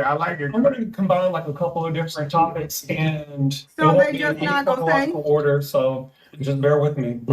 One thing that conscious will talk about is pandering, and me as a Black gay man, for me, love shows up as different. There's no sex attached to my care for Black women. So I would say for me as a child, one of the strongest women that were within my life was my grandmother. She was someone who, she loved me with everything. She was someone who made sure that whenever I walk into a room, know that, I'm not trying to sound cocky or nothing, but eyes will be on you. People will be listening to you. Whatever you want to be in your life, you can be, whether that be a president, a CEO, whether you own your own business, whether you be a millionaire, anything you want to do, you can do. And with that, my grandmother was someone, she was a banker. She was someone who, she helped her community. All the people from Arkansas, Little Rock, Arkansas, North Little Arkansas, she knew all the millionaires. She knew all the business owners. She told people yes, no. She ran her bank. She ran her branch. She had people pull guns out on her trying to rob her. That same woman who left work, she was someone who raised two strong sons. My father's a federal investigator. My uncle, my late uncle, he was the manager of the VA for the suicide unit. She was someone who raised strong Black men. And the same Black men that she supported, the same Black man that she fed that was also her husband, also be the same people that put their thumb on their motherfucking head. So what I'm trying to say is someone who can be so strong. We also live where we're in a community where traditionally, once a white man took his thumb off of us, a lot of us put our thumb on the woman. So one thing that you talked about as far as like your dad and how he treated your mother, I feel like one privilege it is to not be gay. Not gonna lie, I love being gay. Whether it's not a choice, it's not a choice. But in my life, what I feel is, it was karma for the straight men, and also like to reject what patriarchy and masculinity look like, because I had to choose how I'm going to live my life. So, how you were talking about how your dad, he was real good with his mom, he was real good with his sisters. And being a child. Yes. A lot of men, they just live based off of the moral code. You don't even know what your own motherfucking morals are. Right. A lot of you just want to have children because that's what you're taught to. You didn't get no education. You're not saying you have to get education. You have no craft. You have no skill. So all you can do is really just have fun and have children. Nigga, fuck you. And then another thing that I want to say is too, a lot of people, when I said having accolades and things like this, a lot of my friends, and especially with moving to Houston, I have such a respect because in Arkansas, a lot of people had kids by the time that they were my age. I'm 26. Majority of my friends, they're between 29 to 30 to 40, beautiful women, well into their careers, clocking 200,000 plus. My allyship to them is supporting them whenever we're out. I am a protector. There's a big kind of conversation about gay men don't want to be treated as poodles or whatever. Realistically, I'm 6'2", I'm 200 pounds, 215. If a motherfucker step up to my friends, I'm going to defend them. I feel like my presence as a Black gay man is to use my masculinity, me being a man, as to not only allow myself, vertical, promotion within life. I don't know how to coin that the right way, but also bring up my sisters with me. And that can be whether it's education, go and get that education, whether it's in careers, because Black women are the smartest group in America. They're also the most underpaid. If you want that money, ask for it. You know, whenever you go to the interview, let them know what you want. And the same thing as far as like a job, how you can switch out a job is no different than a. Did y'all notice how quickly the section on how black men love black women, notice how quickly they skip by that? Notice how you got no clear answer as to how black men love black women?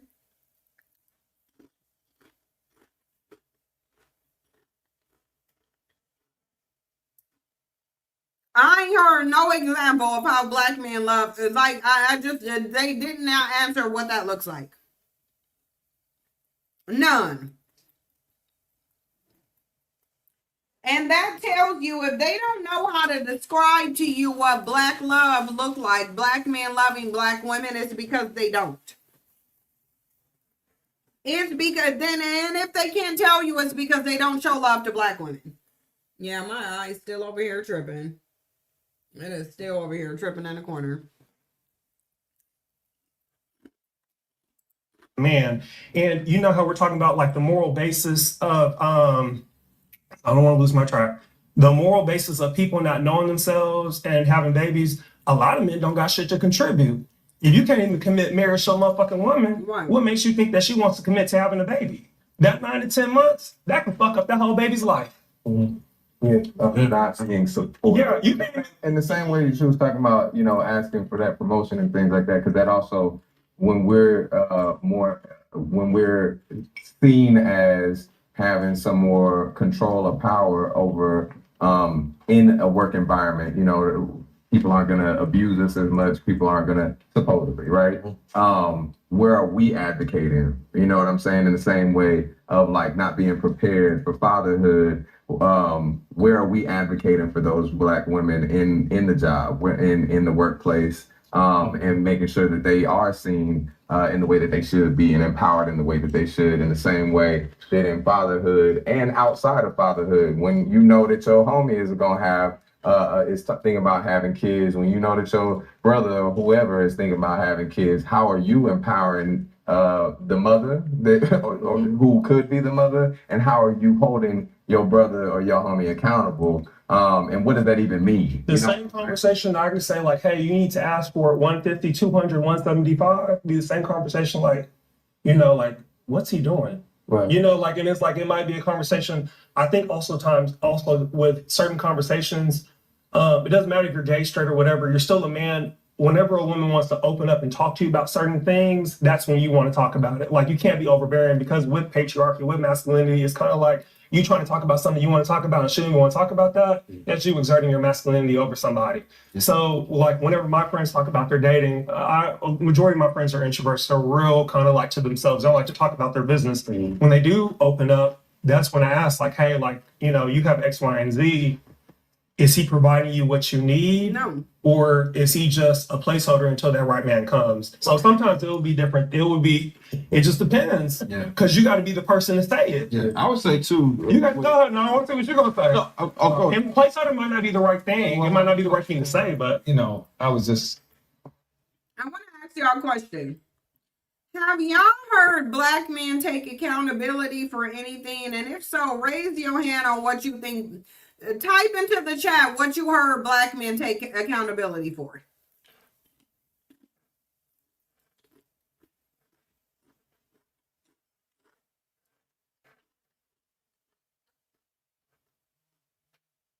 This is supposed to be a black male accountability panel. They haven't told you what they take accountability for. They haven't pointed out anything that they do wrong at all. Nothing. They can't tell you what it looks like for black men to love black women. We don't hear one clear issue being flushed out at all. Nothing. This is word salad. That's what this is, word salad. Talking about, I'm 70 years old. So I come from a whole nother era than any of you Negroes is talking about. And what I've learned, and I'm not saying I'm right, I think everybody is right. Because there's so many levels to this. but most of this was laid on our parents. Yeah. My father was born in 1915, and his parents were slaves. Well, his Here we go. grandparents were slaves. So what I've learned is it's not your mother's fault. It's not your father's fault. It's not your fault. We were born into 450 years of post-slavery PTSD. Black men can't take accountability for anything because the system is to blame for everything they do. This is why you don't hear any accountability. You don't hear any accountability because black men ain't did nothing. Everything is on the system. Everything is on black women. Everything is on what somebody made them do. Yeah, they up there saying it ain't your fault. So it ain't Clifton's fault that he chose to be promiscuous and not value women. That's not his fault. That's because his great grandparents were in slavery.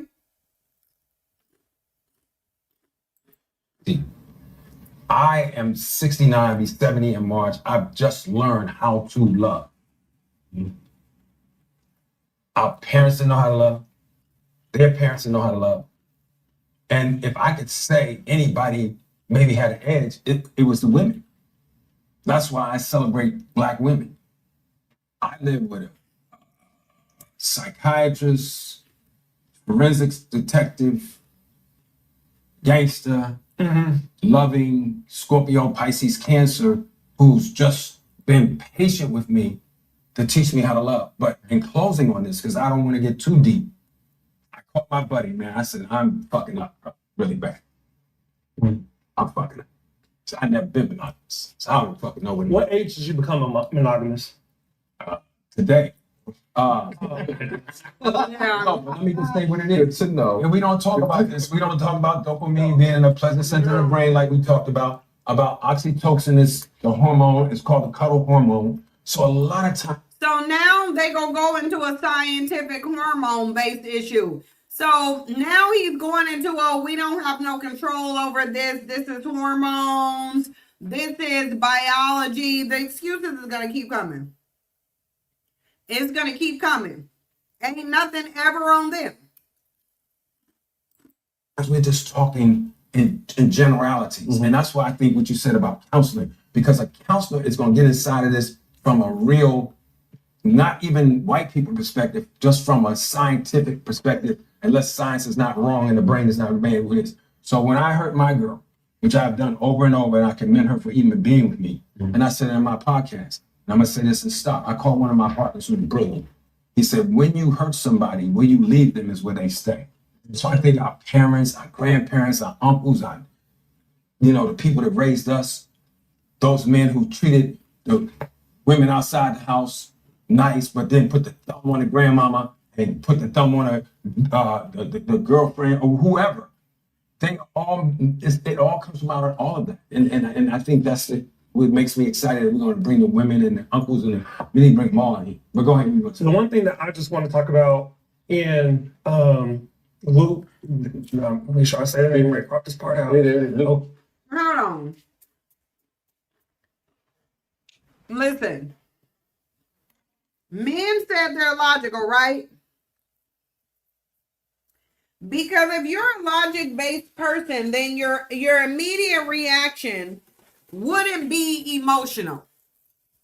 Your immediate reaction to accountability would not be emotional if you're a logical thinking person. I want y'all to look at how quickly Clifton Powell spirals emotionally just because this man mentions don't nobody got time to be teaching a 70-year-old how to love. No one has time to teach a grown-ass man how to love. You are nearly 100, sir. I'm not about to sit up and do the emotional labor of teaching a near 100-year-old bandit. Because he's closer to 100 than he's closer to 20.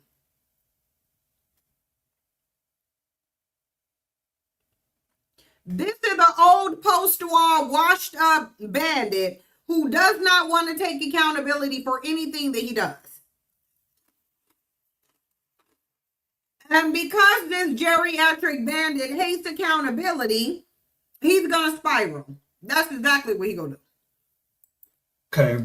What Luke brought up was like accountability. Like, yes, we can talk about, what our families did to us, all this, all that. But eventually, and I know white people try and say this, and I really don't like that, but eventually it comes a point where you have to decide, how do I want to live my life? I talked to my daddy in 6 years. I don't give a fuck about what my family has gone through. I know where I will go. So it's like, you can only say that for so long. Black women are tired and, kind of like putting onto them like, hey, like, you didn't do this entirely, because everybody in here, several people have talked about like, going to counseling. Have that upon yourself. Stop waiting for a woman to tell you what you need to do. Take that upon yourself. Let me address that real quickly for me. See, this biracial dude lost him soon as he mentioned accountability. Soon as he mentioned accountability, this geriatric bandit got triggered. For no other reason than the fact that he mentioned accountability. I didn't know fucking how to Can I say one more thing? No, I have to say this, because another thing that happens is, too, you live your life for so long, and I'm not meaning no disrespect by this. Right, just saying, bro. But when you hit your 60s and your 70s, I want to be right. Okay, but I want to live my life right. I want someone to take care of me and protect me. And that's what a lot of women have to do. I'm living it right the fuck now. As I said, I said 60s and 70s. Let me say this. Don't overtalk. I'm gonna fucking overtalk you because you're fucking but you're not gonna disrespect. Is this the response of a logical man? Because remember, they said men are more logical. But look at his immediate emotional reaction. Immediately, he jumped into yelling and screaming and having a meltdown emotionally.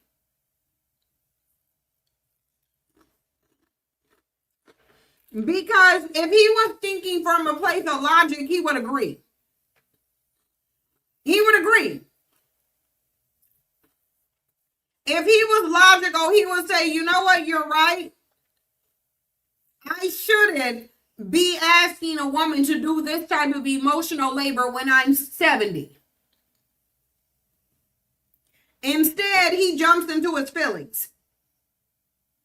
That's what he does. He doesn't think rationally. He doesn't resort to logic. He immediately jumps into emotion. I don't know what the fuck you talking about. I do. You don't know what the fuck you talking about. I know what you can't do. I know. No, nigga. I do.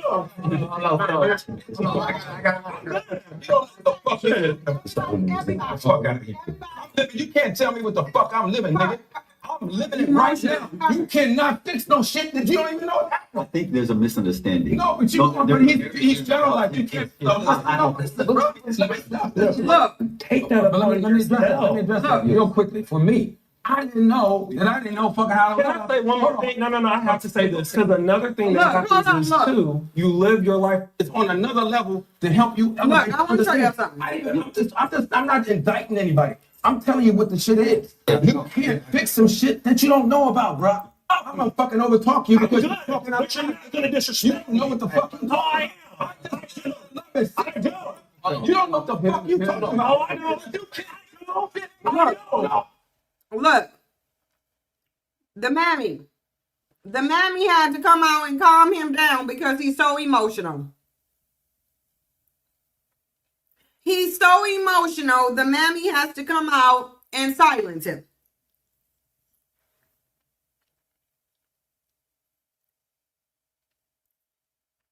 She now comes out to quiet this overly emotional man because he's having a meltdown simply because this man mentioned accountability. When accountability enters the room, black men start emotionally glitching out. Oh, nigga,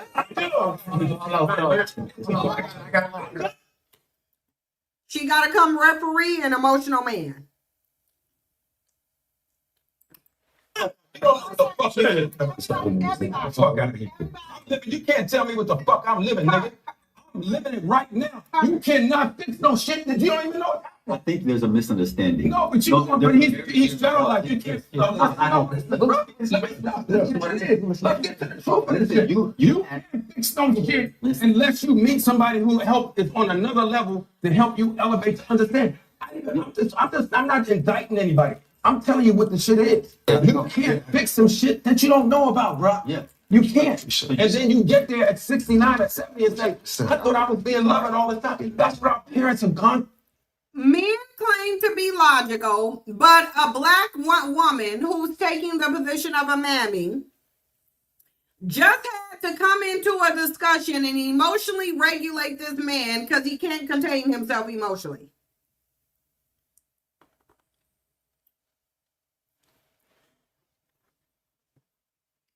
If these men were wired to be logical, a mule wouldn't have had to come out to emotionally regulate this man.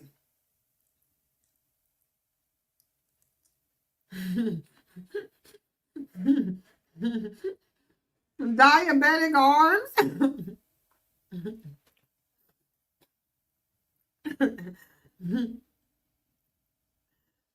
That man is nearly 100. Like, how are you nearly 100 and you're throwing tantrums?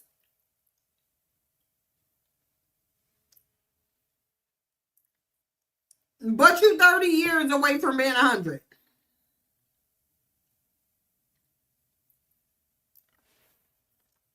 In 30 years, this man will be 100. But he just threw a tantrum. Because another man mentioned that at 70, he can indeed make his own choices.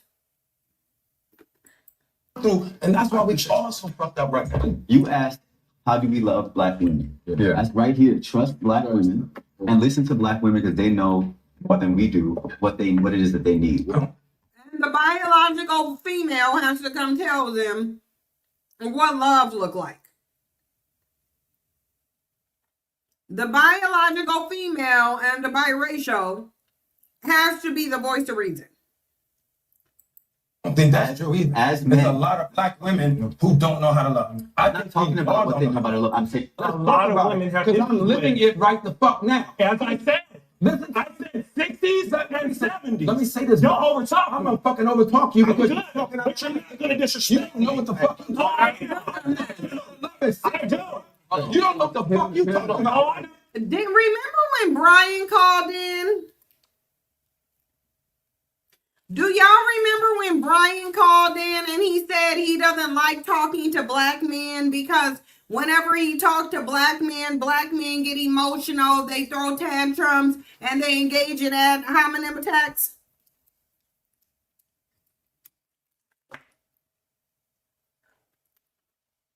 That's what this bandit is doing. That's what you just saw happen here. Everybody should be avoiding black men. That's exactly what you just saw here. You just saw it right here. I do. Nigga. I do.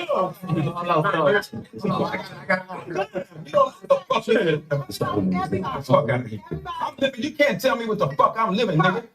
I'm living it right now. You cannot fix no shit that you don't even know. I think there's a misunderstanding. No, but he's generalized. You can't. You can't fix no shit unless you meet somebody who is on another level to help you elevate to understand. I'm not indicting anybody. I'm telling you what the shit is. You can't fix some shit that you don't know about, bro. Yeah. You can't. And then you get there at 69 or 70 and say, I thought I was being loved all the time. That's what our parents have gone through, and that's why we all so fucked up right now. You asked, how do we love black women? Yeah. That's right here. Trust black women and listen to black women because they know more than we do what it is that they need. I don't think that's true either. As There's men, a lot of black women who don't know how to love. I'm not talking about what they know about love. I'm saying what they need as far as the I reproductive. get that. That's what we're talking about right now. also, if we're going to use our privilege and power as men in society, how do we show up and be accountable? Like you said, the way to be accountable is to dismantle patriarchy, because patriarchy makes it so that men have the power and women do not. But you can't get there unless you listen to him. We got to go, and you may not agree. We got to go to therapy. I should be in therapy right now. My girl should be in therapy. We all come from generations and generations, and you. If you having a meltdown because accountability came knocking at your door and somebody told you that as a man who's nearly 100, you can think and choose your behaviors and you start spazzing out, yeah, you absolutely. You absolutely need some therapy, if not being somebody's inpatient. This bandit here spazzed out solely because he said you at 70, you can make your own choices. This bandit spazzed out. He needs to be an inpatient. Can't motherfucker sit here and tell me what I'm going through at 70. I just realized, but that's what I'm saying. We good, bro. Get out of control. This is real shit. Yeah. Bro, real shit. I'm telling you, you can't love a queen. Some of these girls out here in Queens because their daddy wasn't there. If your daddy ain't there from 12 to 25, you going down a rabbit hole. Promiscuity, drugs. Gotta read more. Gotta stop getting so fucking defensive and read more because I read. I know what the fuck I'm talking about because I'm living it. Until you meet a real motherfucking queen who had to figure out her trauma, you can't even learn how to love a black woman. So here's one thing. That's what we got to start. Here's one thing with because I think I agree that you can't wait until you know. You gotta hold yourself accountable. So if you figure it out, hold on. If you figure it out, hold on. But you gotta let other people talk. Hold on. I got you. I can't do it. I got you. You can't do it because you're too emotional. He's too emotional to even sit here and have a discussion with a panel full of men. Look at how emotional he is because somebody told him you can make decisions for yourself.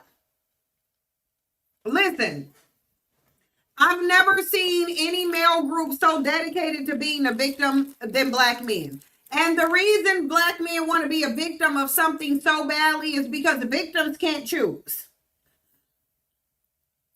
And if victims can't choose, then victims can't be accountable.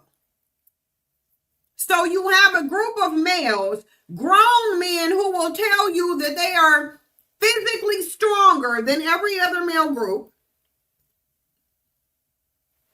But then they sit up here and crash out and cry and whine because he's not being allowed to be the victim that he so desperately wants to be. Victims do not have to take accountability. That's why black men want you to know they're a victim of the system. They're a victim of welfare. They're a victim of the CIA. They're a victim of the Kerner Commission. They black women's victim through child support and not making them wear condoms. It doesn't matter what it is. Black men are going to be powerless. They're going to tell you they have no ability to make their own choices, but as a woman, you need to submit to them, though.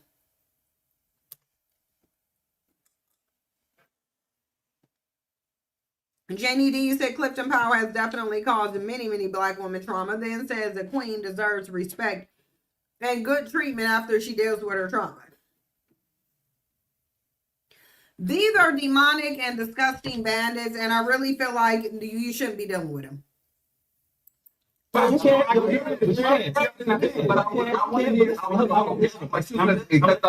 arguments are important. This is how black men talk to each other. So I want to make sure. This is what I want to make sure we're framing properly, because a lot of the time we think, because you're talking about your privilege and your power and how you use it. A lot of time we've been taught our power is how we control a situation, and we try to control that situation by dominating it, by shutting other people down, by overpowering them. And I think that is something that, I mean, monogamy, just to be real, is not the end all be all. That's not the best. It's the only way. It's not the only way to live, and it's not just men or women. It's literally, there are other ways to be. And so some people value monogamy more. That doesn't mean that you have sin and you dead and you evil if you have that thing. But the problem is, most of the time. So let me get this straight. They don't want to take care of children, but monogamy is not normal for them. They don't want to be put on child support, but monogamy isn't a real thing. They're complaining about single mothers, but monogamy is not a real thing. The way that we're living is by telling somebody that we are monogamous when we're not. Hold on, that's lying. But hold on. So that's dishonest. We can't talk about monogamy. No, we gotta talk about you. I'm not arguing with you. I'm agreeing with you. Hold on. Men are not. First of all, this is not our culture. And Africa is polygamy. No. It's not biological, is it? Some people do believe that monogamy is the most healthy. 97% of married men, bro. Yeah, well, these men can't even afford no kids. They can't afford to provide for a family, but they're talking about monogamy. These dudes want to be in some kind of polygamy and they can't even afford to take care of themselves, let alone a family.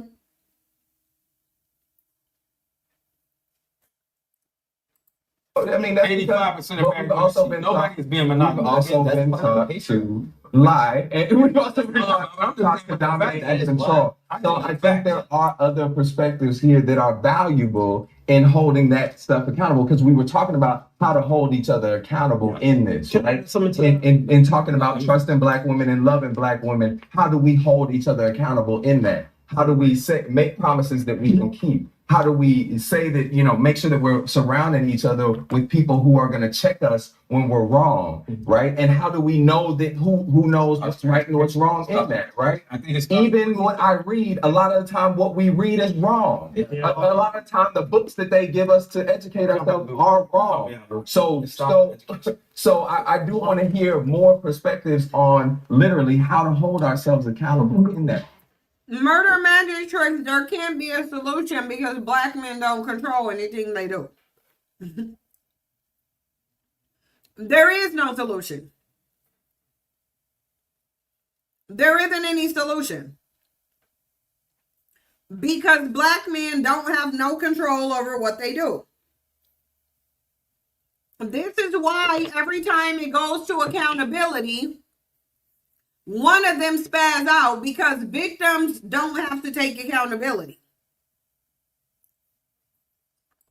How do we're talking about trusting Black women. How do we trust Black women, right? You know what I'm saying? And what is that trust accountable to? What books, because a lot of the books that we're given in school are lies that tell us the opposite of how to trust Black women. They tell us the opposite of how to hold each other accountable and make sure that we understand what is right and wrong and what each other's perspectives are. So I love the energy of, I'm not afraid of the argument. I'm not afraid of the fight. But it does have to be, but I do want to make sure that we take it to a place where we come out here more powerful than we did. Look, you're thinking what I was thinking. Yasmin, Adriana, you said, why do Clinton look like Trick Daddy? I was literally just over here thinking about how unhealthy he looks with those dark circles, red eyes, and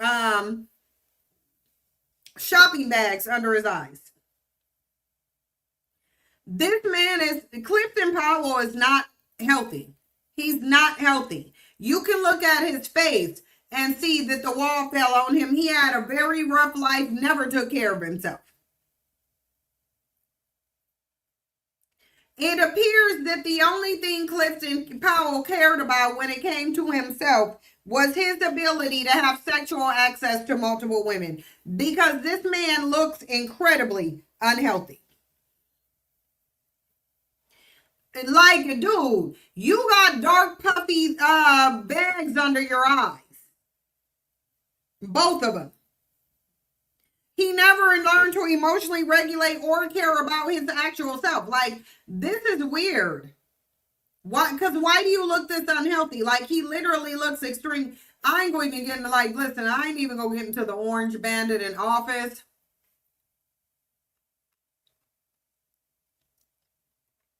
Put a 1 in the chat box if you think the orange bandit in office look like he go croak any day now.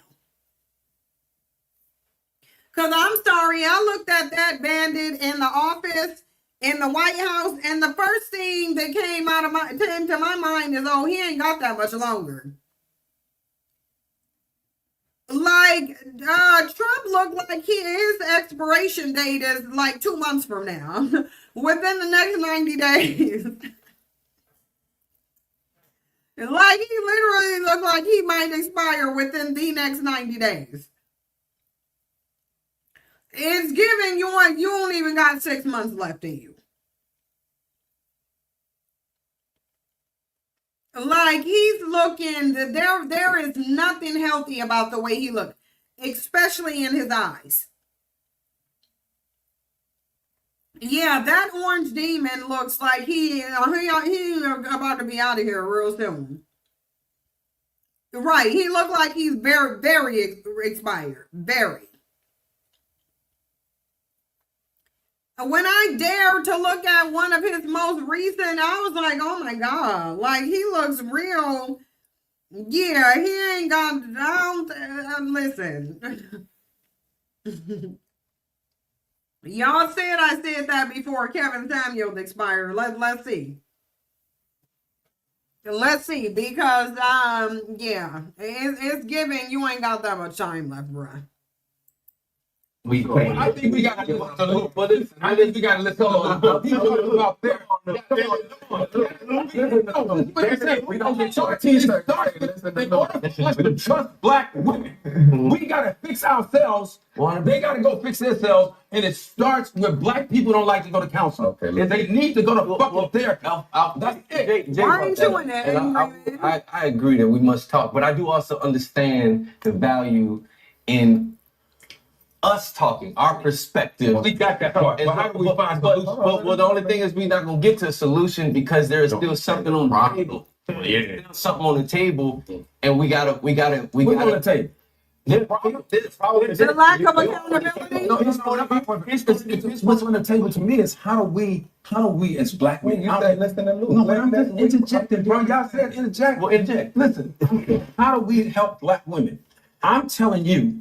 Well, first we gotta help ourselves. Right. But I'm saying is, if we can't figure out, if we can't figure out what love really means, what love looks like to us, what love has been to us, what have we been taught about love? love? From generations of no love. Right. So we got to go back to patriarchy come with accountability. No, I think they got to go back to the definition of patriarchy is when we have systems of domination for men. Right now, I think we're not doing a good job of naming the system that literally incentivizes us to be on some fuck shit, or it incentivizes us to always want to be dominated. Yeah. So I think in our conversation right now as black people, a lot of times when you hear the word patriarchy, you think about the word patriarchy, you think about how we're taught. So now, even black men's attitude is not because of themselves, it's because of patriarchy. There's going to be zero solutions. There can be no solutions among a group of men who have no autonomy.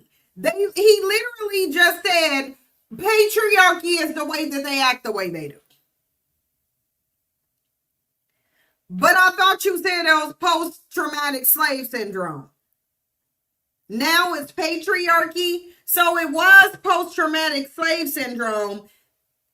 Now it's patriarchy. Patriarchy is the reason they hate black women.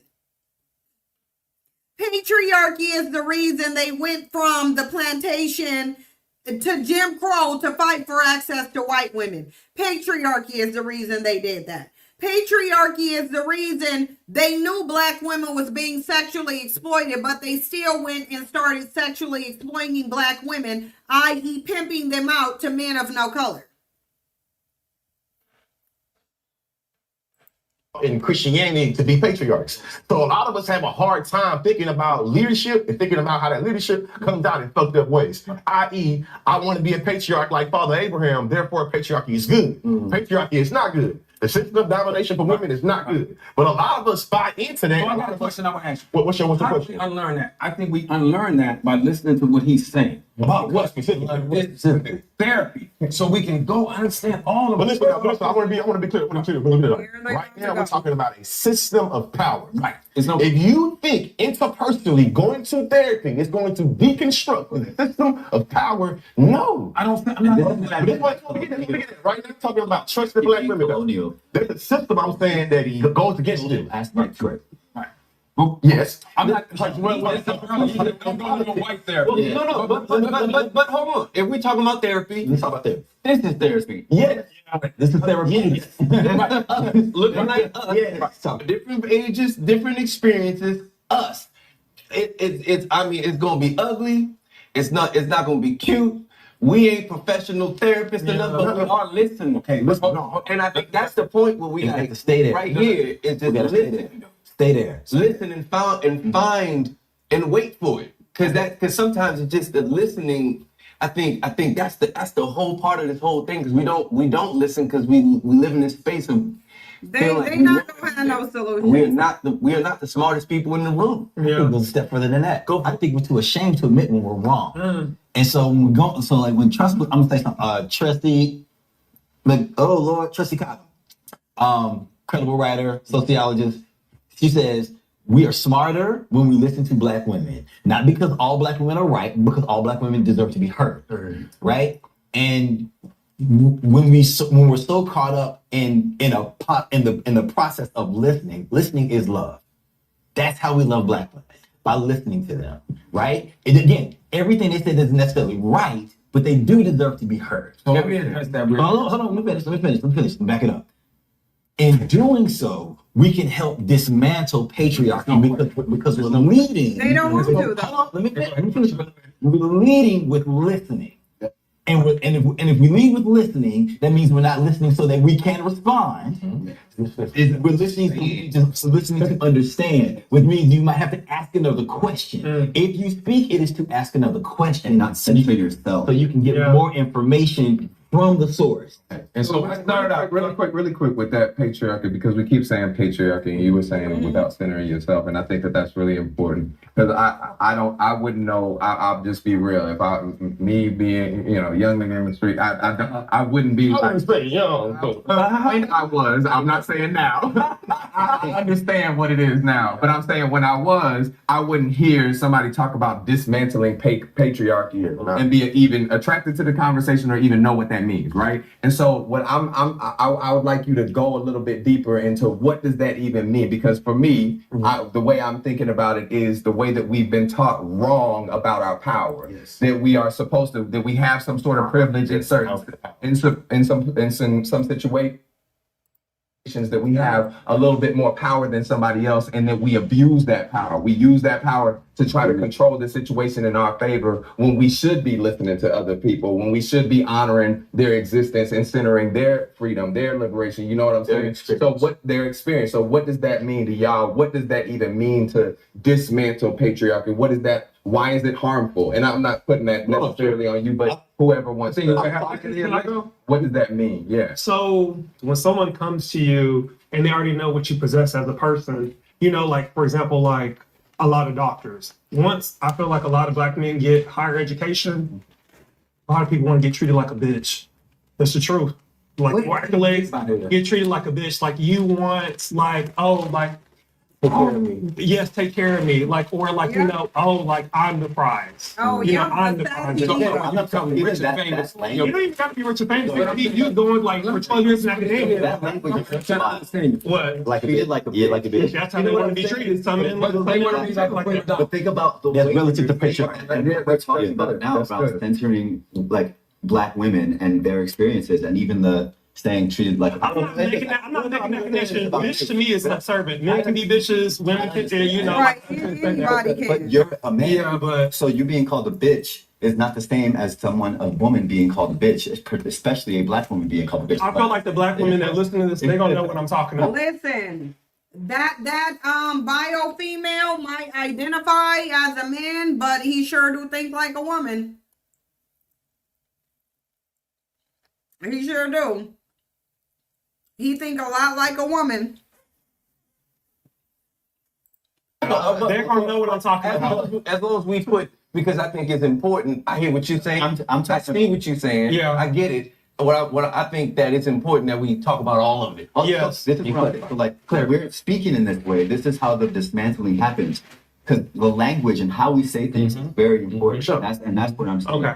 So like I'm not saying like don't say it, 'cause I'm like I say this all the time. Like that's not right at all. But it's essentially about when we're talking about the systems of power, and when we talk about dismantling patriarchy, and we talk about masculinity and what that means, and what that looks like to us. And I can say even to y'all as someone as this man, because my perspective of it is going to be completely different from how you all experienced it, having come from a different place. So like when growing up, I have two brothers. When my father taught my two brothers what it would be to be what it meant to be a man and how to show up and what masculinity meant, it was always domination, it's power, it's strength. And it was never really like protection, not softness. So I wanted to combat the idea that being a good man, or a man is being like, or men are natural protectors or natural providers. I don't think that's the case at all. Men are not. You can't be a natural protector and provider when you are the one that's causing harm. Right. Yeah. So what are you protect? You're protecting. You say you're protecting women. You said that so eloquently. He said it the way I was trying to say it. Then you be doing this motherfucking hands like this, that gonna fuck you up. So that's largely how we. Yep, this one is a biological female. And you can tell because most of the logic is coming from the biological female. Most of the sense is coming from the biological female. Wrong. And then we talk about masculinity. When we're teaching young men and boys, I think we on to something here. Yeah. I think we on to something. What masculinity is, it's always an antithesis to femininity. Exactly right. So then it's just like, to be a man and to be strong and to show up means you don't be like a woman. So a woman is less than, it's always going to be down. Right. So we were talking. Listen. Right. What I was trying to say to you is this: out of everybody in this motherfucking room, I'm 70 years old. My mother committed suicide when I was 4. My father was a dysfunctional alcoholic. I'm just learning. Like you said, I think when you learn, you gotta do better. Yeah. So now I'm trying to do better. So we talking about trusting black women, because that's why the fuck I'm here. Right. And I don't like doing this kind of shit. Right. Because my brain is on another level, because I live with the boss. I live with a queen who's a boss. That if you saw me, this is a bandit who think he's more than what he actually is. This is a bandit who's on his high horse, who's literally the most immature, emotionally unintelligent person there, but who also thinks that he's the most qualified when he ain't. And y'all, I'm only gonna play a little bit more of this because I am indeed getting a headache. I'm telling y'all, bandit logic is gonna give me a headache every single time. We're an hour and 6 minutes in. And I'm telling y'all, I ain't listening to the next 40, the rest of the, yeah. Oh, hey, Stormy. Storm, where you been? I know you put a video and said you been in Ghana. Yeah, we gonna have to talk soon, Stormy. You said at 7D he's not changing. No, he's an old weirdo bandit. This is an old, weird, emotionally triggered bandit. That's exactly what this is. Yeah, bandit logic is going to always give me a headache every single time. Every single time. It's always going to do that. And then why is my camera off?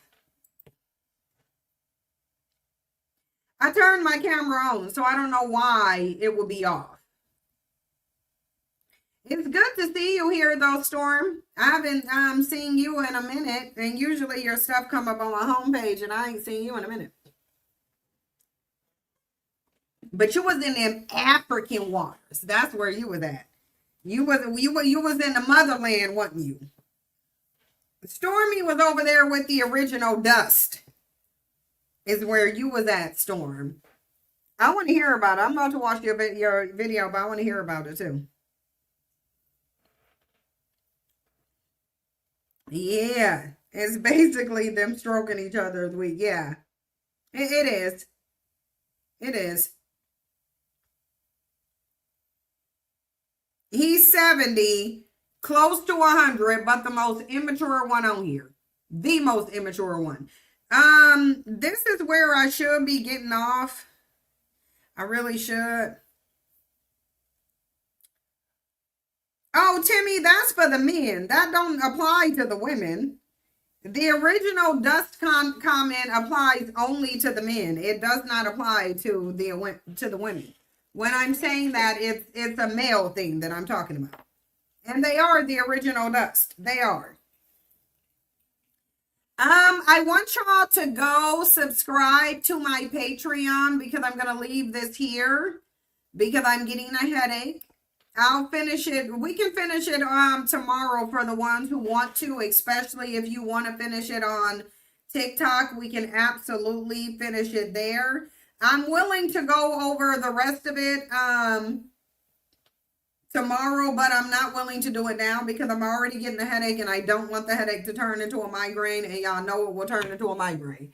So before it turns into a migraine, I'm going to go ahead and shut it down. We went over 1 hour and 6 minutes, which is 6 minutes longer than I told y'all we was going to go. Because I told y'all I was only doing an hour in. Yeah, he is. He's sleeping. I need to take him off that harness. I know he does not want that harness on. I meant to take it off of him. But yeah, so we are 1 hour and 6 minutes in. We're at 3 hours for the live stream. I am getting a headache. Don't want to get a migraine. My appointment is tomorrow. Yeah, it's tomorrow to talk about the migraines. My appointment is tomorrow, actually. I think it's tomorrow. Because didn't I tell y'all the 24th? I told y'all my theme for migraines was on the 24th, didn't I? I'm gonna go look at my post, but yeah, I think it's tomorrow morning. It's a phone interview, which is it's a phone thing, which is fine. Yeah, it's tomorrow. Yeah, they sent me a reminder. Yep, my appointment is yeah, it's tomorrow. So I'll be, oh, it's your birthday tomorrow? Well, happy birthday. Definitely, I'll be on here to tell you happy birthday too. And we'll go over the other, 30-something minutes of this. We might as well finish it. We done heard all the way this far up to the Bandit banter, so we might as well finish it. But yeah, so tomorrow, you said mention, I'm going to mention it. It's already noted in my file that I get allergies and sinus infections, but I am going to tell them at my appointment. I'm also going to let them know that it runs in the family. I have other siblings who get them regularly too. So yeah, I'm going to try to deal with the migraines tomorrow. I do got a little virtual appointment because I didn't want to have to get up and go in. And quite frankly, I would have had to wait longer if I got in y'all, it's so bad with getting appointments. Like I don't know what's going on with our healthcare system, but it's like so bad. It's very hard. Like I usually have to call in and go to a different location so that they can it's just. And I ain't gonna even say how difficult it is getting connected for therapy. Because everybody right now needs therapy. So it's so hard for me. So I'm having to go around. I'm gonna have to go and tell them I need another outlet for therapy. But it's so hard. Like even when I tried to book my appointment online, it literally said ain't no appointments available. None. Yeah, we do need more female trees and plants. Yeah. Yeah, we do. We do. It's like that's the thing. Like we'll talk more about it tomorrow because I got a lot to say about even the absence of female trees.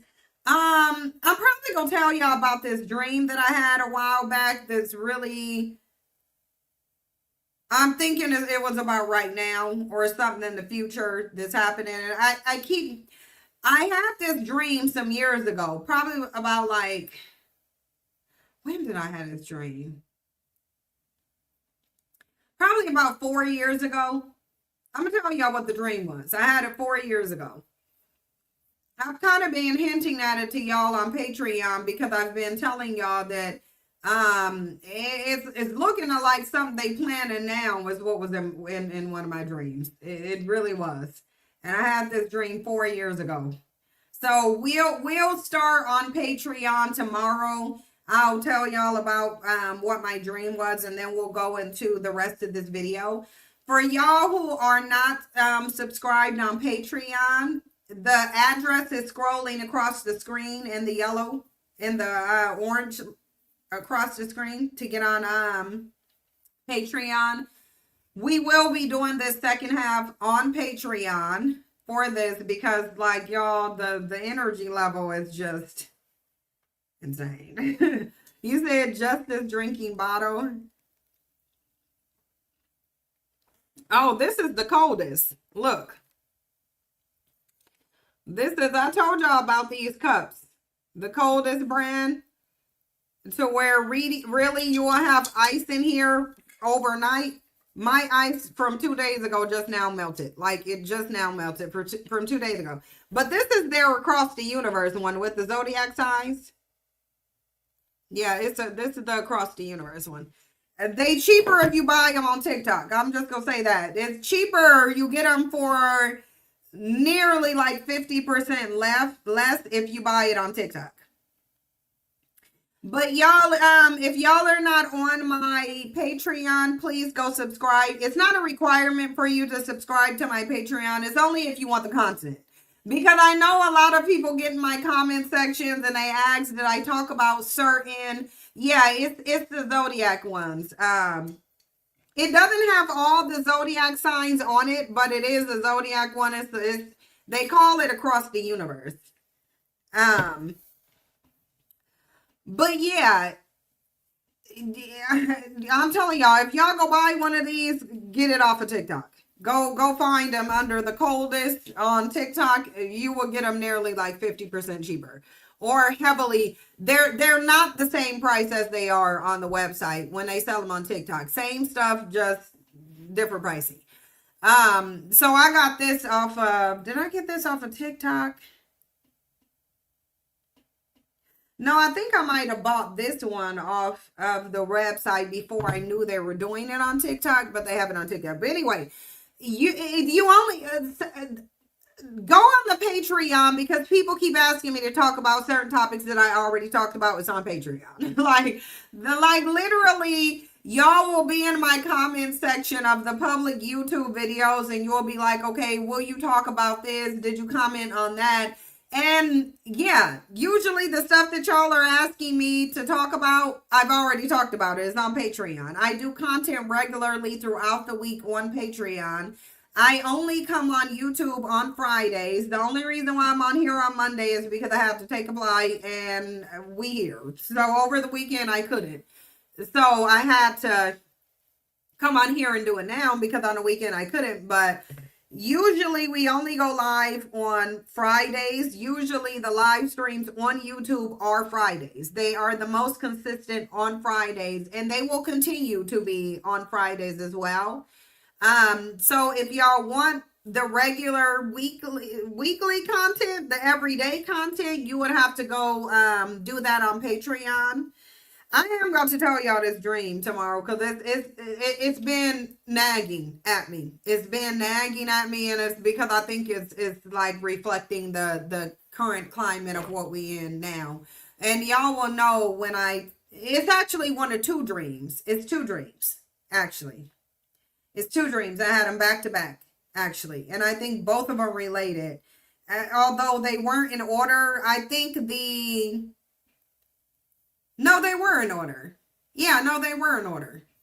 They were. The first one I had is the first step, and then there's a second. So I'll tell y'all about it tomorrow before we go over this, because we're gonna go back over the other part of this, but I'll tell y'all this dream first.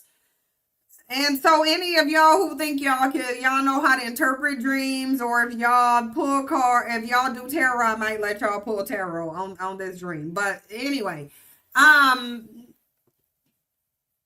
we'll see tomorrow. So we'll go over it tomorrow. But yeah.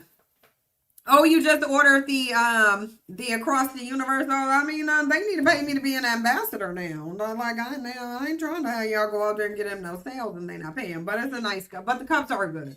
The cups are quality. The cups are quality. I've lost 2 of them already. Like I've lost 2 of them, which really means I didn't lose them. I think somebody stole them. Oh, that's the lip bar. This is what I'm wearing, the lip bar. It's called Boss Lady. Black on too. Lip bar. It's called the lip bar. But you said take the harness off of Jasper. Yeah, I do need to take that harness off of him because he don't want to be on it. But I have to pull it over his face. So I mean, yeah. You said it's cute, but I have too many cups, so I'll skip this. I just rock with my Stanleys mostly. Oh yeah. Yeah, a lot of people are comparing these to Stanley and saying they way better than Stanley. That's their I guess that will be the competitor, but Stanley is now in Marshalls and TJ Maxx. Not to say there's anything wrong, but I promise you I was just looking at a Stanley cup for like $20 in Marshalls. So, I mean, I don't know where she is. Chicky Chick, I don't know. I do got like 3 other of these though. 2 of them just ain't here. One of them is the new drop. I'll show y'all the one that I'll show y'all the one that I just got. I just want to show y'all. It just came out, and I think it's I had to. It was the prettiest cup. It really was. It was just too cute for me to not get it. So I'm about to show y'all what it is real quickly. I'm about to show y'all this bottle that I got real quickly off their website. This one right here, the Marrakesh. This the one. This the one I just got. The Marrakesh. It's new. This one is new, and this is the one that I'm waiting for it to get here. But yeah. Yeah, this is the one that I got. It's super cute. It's super cute. It is super cute. These will keep your stuff hot or cold. But I'm gonna show y'all the one that I wanted. I wanted this one. Not the 6.7 ounce. It's the design that I wanted. Hold on. I'm gonna show y'all the one that I wanted. I wanted the rocket ship one. This one. The rocket ship. It ain't even in, but this is the they won't even show no picture of it because this one sold out, but the bigger one is way better. Let me go to the 46 ounce because sometimes they have it in the 46 ounce. 46 is too big for me. See, look, they got 2 new drops, Stung by Bee and Purple Oasis, but low key I got this one too, but anyway. Let me show y'all the one that I really want. I want that rocket fish one. I just can't find it. They just don't be having it, but I want the rocket fish one. I do have this one. Y'all saw me with this one. I'm never gonna buy a 42 ounce cup. They don't even have it in the 46 ounce. They don't even have it in 46 ounce. And I want the rocket ship one so bad. I really do. I want it so badly because I think it's so pretty. I think this one is pretty too. I do. I actually really do think this one is really cute. And this one, but I'm not gonna get them. I'm not gonna get them though. I think these two are cute, but I'm not gonna get them. Because I already have enough. Because I already have this one. These two are coming. Yeah, the next time y'all see me, I'm gonna be using this one as soon as it comes. But I got this one too. So I only have like 4 of them, and then I have this gold one, which y'all have already seen.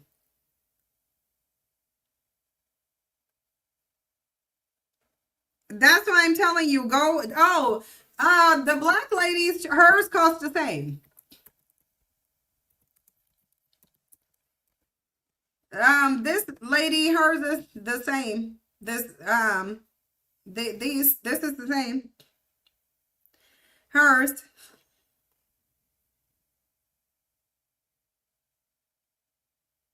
See, hers are the same. I did buy this one though, off of hers. I bought this one from them, and yes, I paid $75 for it. But this is black owned, and this cup is super cute. So these are good too. These ones are as good as the coldest. They are. These are as good as the coldest, and they're black owned. This is called Cecilia's House. So yeah, it's black woman owned. It is. These are good too. These are good. These keep your they will keep your stuff cold.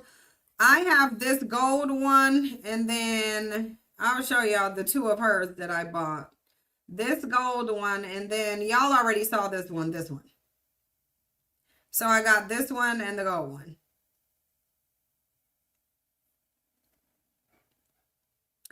Well, it comes out to this amount with shipping. This is what it comes out as or it did for me. Now that green one, that blue one's cute too. She should have did her hair before she got that. Let me just get it. Okay, let me just stop. Stop. I think they drop them every Thursday for the coldest. Well, they didn't reveal it until Thursday for the coldest one. They didn't do it. But if you go on TikTok, they be selling them on TikTok. Let me try to see if I can show you. I'll find one. I'll find the flash sale and show y'all on TikTok, because they do be having the flash sales. Just give me one second. Okay, I was trying to follow this lady who I follow. I'm about to show y'all. I'm gonna find one on TikTok. See, like right now they're live. So I want y'all to see this right now. They're live. They do flash sales.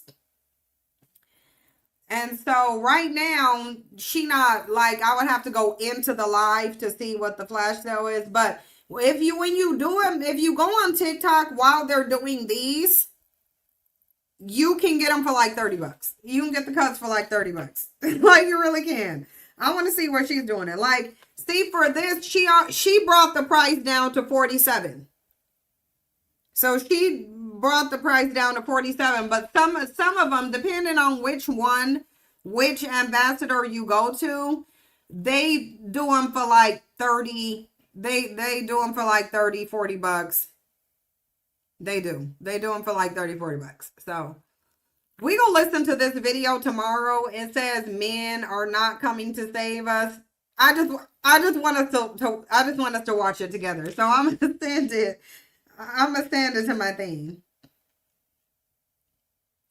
I don't create content for TikTok, so I mean, I'm eventually delete mine.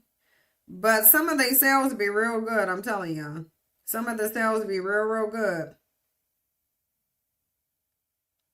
This is the founder of it. He's the founder of it, and you see that cup? I kind of wanted that one too. But usually when you get off of TikTok, I'm showing y'all on TikTok because they're cheaper. It's the same cup, just discounted heavily with the ambassadors on TikTok. Heavily discounted. I even bought my mom one.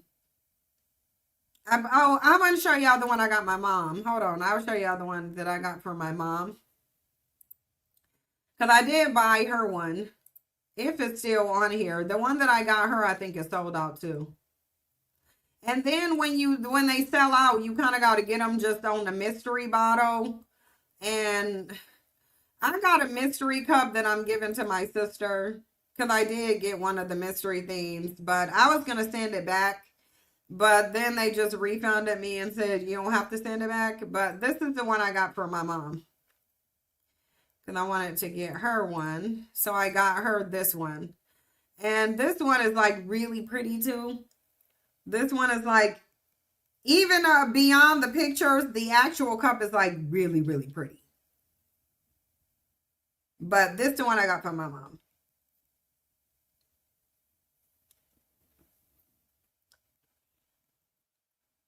Oh, look at big boy over there. So yeah. Yep, that's the one I bought from my mom. Yeah, you get the little fruit diffuser and the 3 tops. This one comes with an additional straw. So yeah. You get the 3 tops here, 1, 2, and 3. And you can take the handles off and switch out. You can switch out the handles too if you want to. So you could, that's just the one I bought her because she needed a cup and I was like, oh, these cups are actually really great. They do perform. like because what they tell, no, those just come with the cup. They come in the box with the cup. The 3 tops and the little diffuser, they come in there. So you don't have to buy them separately. But with some of these, like, you can switch out the tops. I mean, obviously this one is a gold handle too. But if I wanted to switch out this gold and change it with a different one, I could do that too. So yeah, it does. It comes with the 3 different tops. But that one is very pretty. The red and gold one, really, really, really pretty. Especially if you actually see the cup. Also, is this a little sneak peek? No, this can't be that little sneak peek because this don't look like Stung by Bee. Anyway, y'all, I'm getting off of here. I told y'all I'm getting off here because I'm getting a headache and I am. But anyway, I wanted to show y'all those. How are men going to save us? Hey, girl, we'll get into that tomorrow. All right, y'all. For the ones who aren't subscribed to Patreon, if you want the content, if you want to be a part of tomorrow's live stream, then absolutely you can go subscribe to Patreon, or you can do a la carte and just pay to watch that one live stream when we go live tomorrow. But there's something for all of y'all on there. And so let me get off and go like take some Excedrin migraine because now it's me against headache. So I'm be back. It's now me against headache. So I'm about to go run and take this Excedrin. And I'll see y'all tomorrow. Bye.